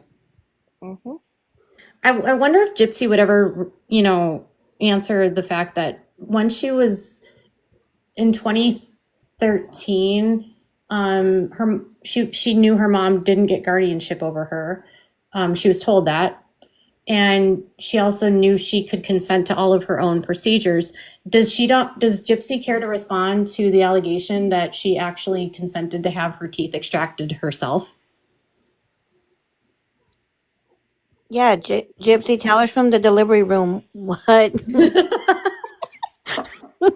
You guys, she's got strep B in the delivery room. The baby's breech. Her water has already broken. Yeah. The baby is swallowing meconium right now. It's shoulder dystocia. She's puking and she needs the baby. Well, tell her just to have it before midnight so that baby could share a birthday with John Tate. We're good with that.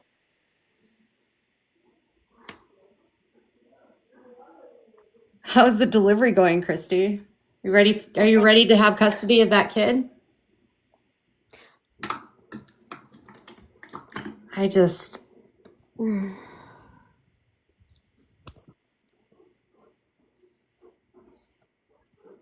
Tax write-off for 24. Mm-hmm. Christy, I wonder what they're going to do for damage control for this. Like, what are they going to do now that Claudia and Dorla are done being quiet? Christy's liable to get the dog and the baby confused because they both have the same name. She might feed the baby dog food and feed the dog a bottle. They ain't gonna do them shit. That's what's gonna happen. Do you think Christy and Rod, when they find out that the baby has the same chromosomal deletion, will forget about they have a grandchild, like they forgot that Gypsy existed for 23 years? Probably. Yes, Christy's gonna threaten who? Who Christy's gonna threaten? Oh, she's probably going to try to get me arrested now. That's like her favorite thing to do is try to get people arrested. Oh, please. She's next, Dinah, she'll be posting about any criminal activity you've ever had in your entire life. They could go freaking right ahead. Believe me, stories that my brother has told me about Christy. I can say my own freaking stories and they're not bad. Listen, let's see. But we're in 24, we're almost in 25, so it's almost 25 years I'm divorced. So you can't even find my shit. I could write a book with just the stories my brothers told me about Christy. Oh. Yeah. Ooh. She ain't no angel. No Job Ken needs to get to labor and delivery right now. That's a good one.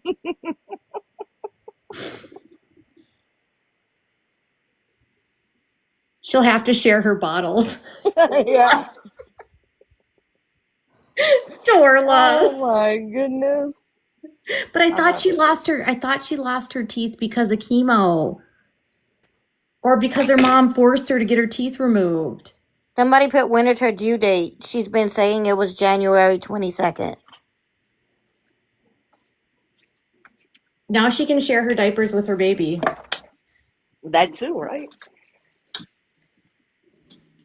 Like, for the love of God. Christy will want the baby for a check. Yeah, it's the golden egg. That's what they call it. That's what they call the baby? Mm-hmm. She's the golden goose that is laying the golden egg. That's what they call the baby. At one of the I think it was the La Rose Fair, Christy told somebody that they better be nice to her because she was going to be rich and she was going to be famous because of this story right here. Because of the gypshit story. That doesn't surprise me. She's been chasing fame the whole time. Yep. Yeah, infamous is more like it. You're right. Somebody said that. Someone said Christy and Rod are cousins. I don't think so. Kissing cousins. Well, didn't they say that about Rod and Dee Dee too or something? Like, they so fucking stupid. According to Christy, everybody on the bay is related. I'm sure we are. Well, according to Christy, her family, the Matherns and the Blanchards, are amazing, but the Petries are dumb as rocks and clowns. Oh, yeah.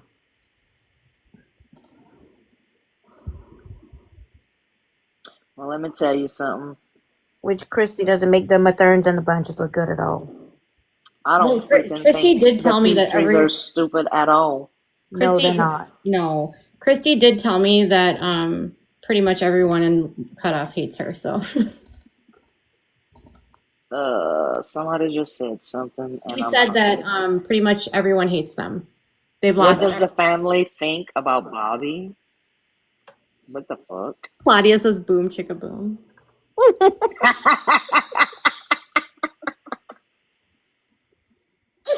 Yes, indeed.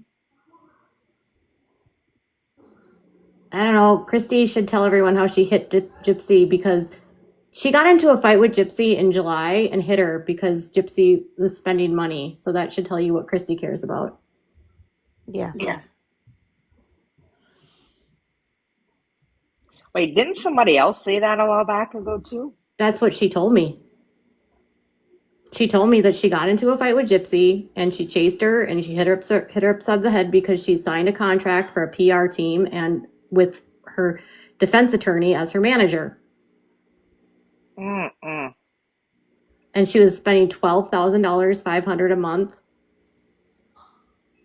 So Christy could hit her, but yet Dee Dee's the one that's been beating her? Yep, that's kind of what I said. Yeah. Let's kind of make this make sense. Yep. And then when I told everyone that she said that, then Christy said I was a liar.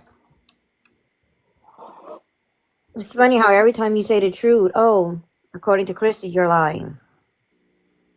Well, maybe Christy shouldn't have been on the Xanax then when she told me that. I don't know. Or acid. Whatever it was. Yeah. She was slurring. Well, I know they smoke that same shit that my son smokes. They definitely buy edibles. I know that. I don't know about the edibles, but they do that shit. And listen, I don't have nothing to hide. My son does. He had brain surgery, and that's not an excuse, but it helps him with his headaches, and he don't have to take any headache medicine. And that was a decision him and his dad made, and they came talk to me, and I'm like, as long as it's not in my house, I don't care. If it works, it works. Right. But now he lives in a state that it's legal, so it's okay. Yeah, Christy has migraines all the time, according to her. Yeah, I heard she tells that to people when she don't want to talk to them or something.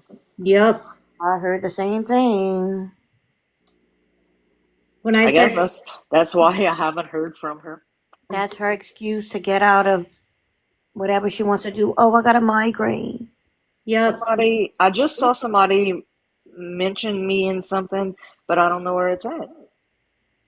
So what I will Oh, say is that Christy started having a lot of migraines when I started asking her how she was helping Gypsy, how this was good for Gypsy, how it was good to have Gypsy cameras in her face. Started asking questions about why Gypsy's not getting real therapy, why you letting Gypsy act like a fool on social media. Is Gypsy going to get her parole revoked for talking to inmates because she was doing that? She had a lot. Cassie or Casey May. If ain't Darla and ain't Noni wanna go, I'm game.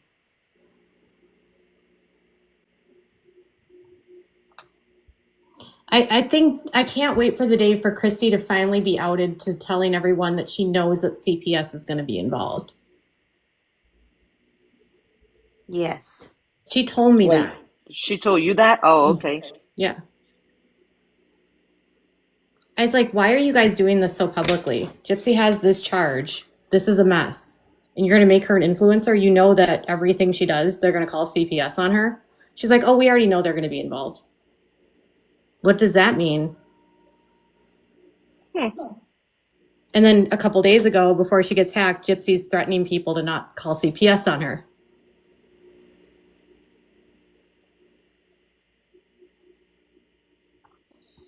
I mean, because she's on parole and because she has a violent crime against a family member, they could actually be at the birth if they wanted to be. Who? CPS. Ooh. She's already hurt someone in her own family.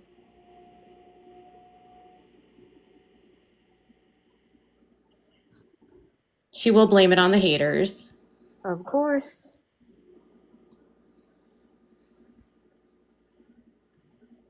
They could take Well, the listen, I don't want nobody taking the damn baby because that's just our tax dollars gonna be paying for it. That's true. but And you know about me and me not wanting to spend $1 if I ain't got to. I'm shiz. yeah, but I mean, Louisiana has interesting laws when it comes to like her when it comes to child safety, and one of them has to do with her crime. That crime, when you have it involving a family member, can, like, if she ended up in family court with Ken, they would immediately terminate her rights. Yeah, well, I don't think he's any better. He's not. He's a mess. Oh, Maybe they can give the kid to me. oh God. Then you'd be raising another Gypsy. Well, she would have respect Yeah. The kid and would a be a good lot and better a, off. and a and a good ass beating if she acted stupid. Well, no. The kid would be a lot better off with you than anybody in the Blanchard family, that's for sure. I'm just saying, listen, I run a tight ship with my kids. They know. Mm-mm-mm. Gypsy's just, yeah. My oldest son got spanked, and I remember it to this, like, I will never forget it, with a belt at 10 years old because I asked him a question about school, and I already knew the answer, and he tried lying to me, and No. he got one lick with the belt. Because I No. ain't. Somebody just reported me. Yeah. Yep. We can't talk like that. What up? Oh, it said from me. Oh, you've got to be kidding me. Yep. I'm sorry. That's somebody from Christy, or it's Christy herself, because I that's just what she don't, I does. just like, yeah. I don't do that with my kids. So, yeah. So they reported her and she was literally removed. Like, you have to watch what you say on TikTok. And yeah, I don't do that here. But so I might be back on a little bit later. I gotta eat and I gotta get my son ready for bed. So thank you guys so much for joining. Thank you, Suzette. Oh, Thank, you're welcome. I'm thank going to eat some gumbo. I cooked a gumbo. I'm going to eat gumbo. Yeah, I'll probably do YouTube lives too, but thank you, Dorla and Claudia, for joining us and sharing your side of the story. We appreciate you. We're going to still share the truth. Justice for Dee Dee. Yeah. Dee Dee sisters, I love y'all. And I Yeah. miss y'all. Night, bye.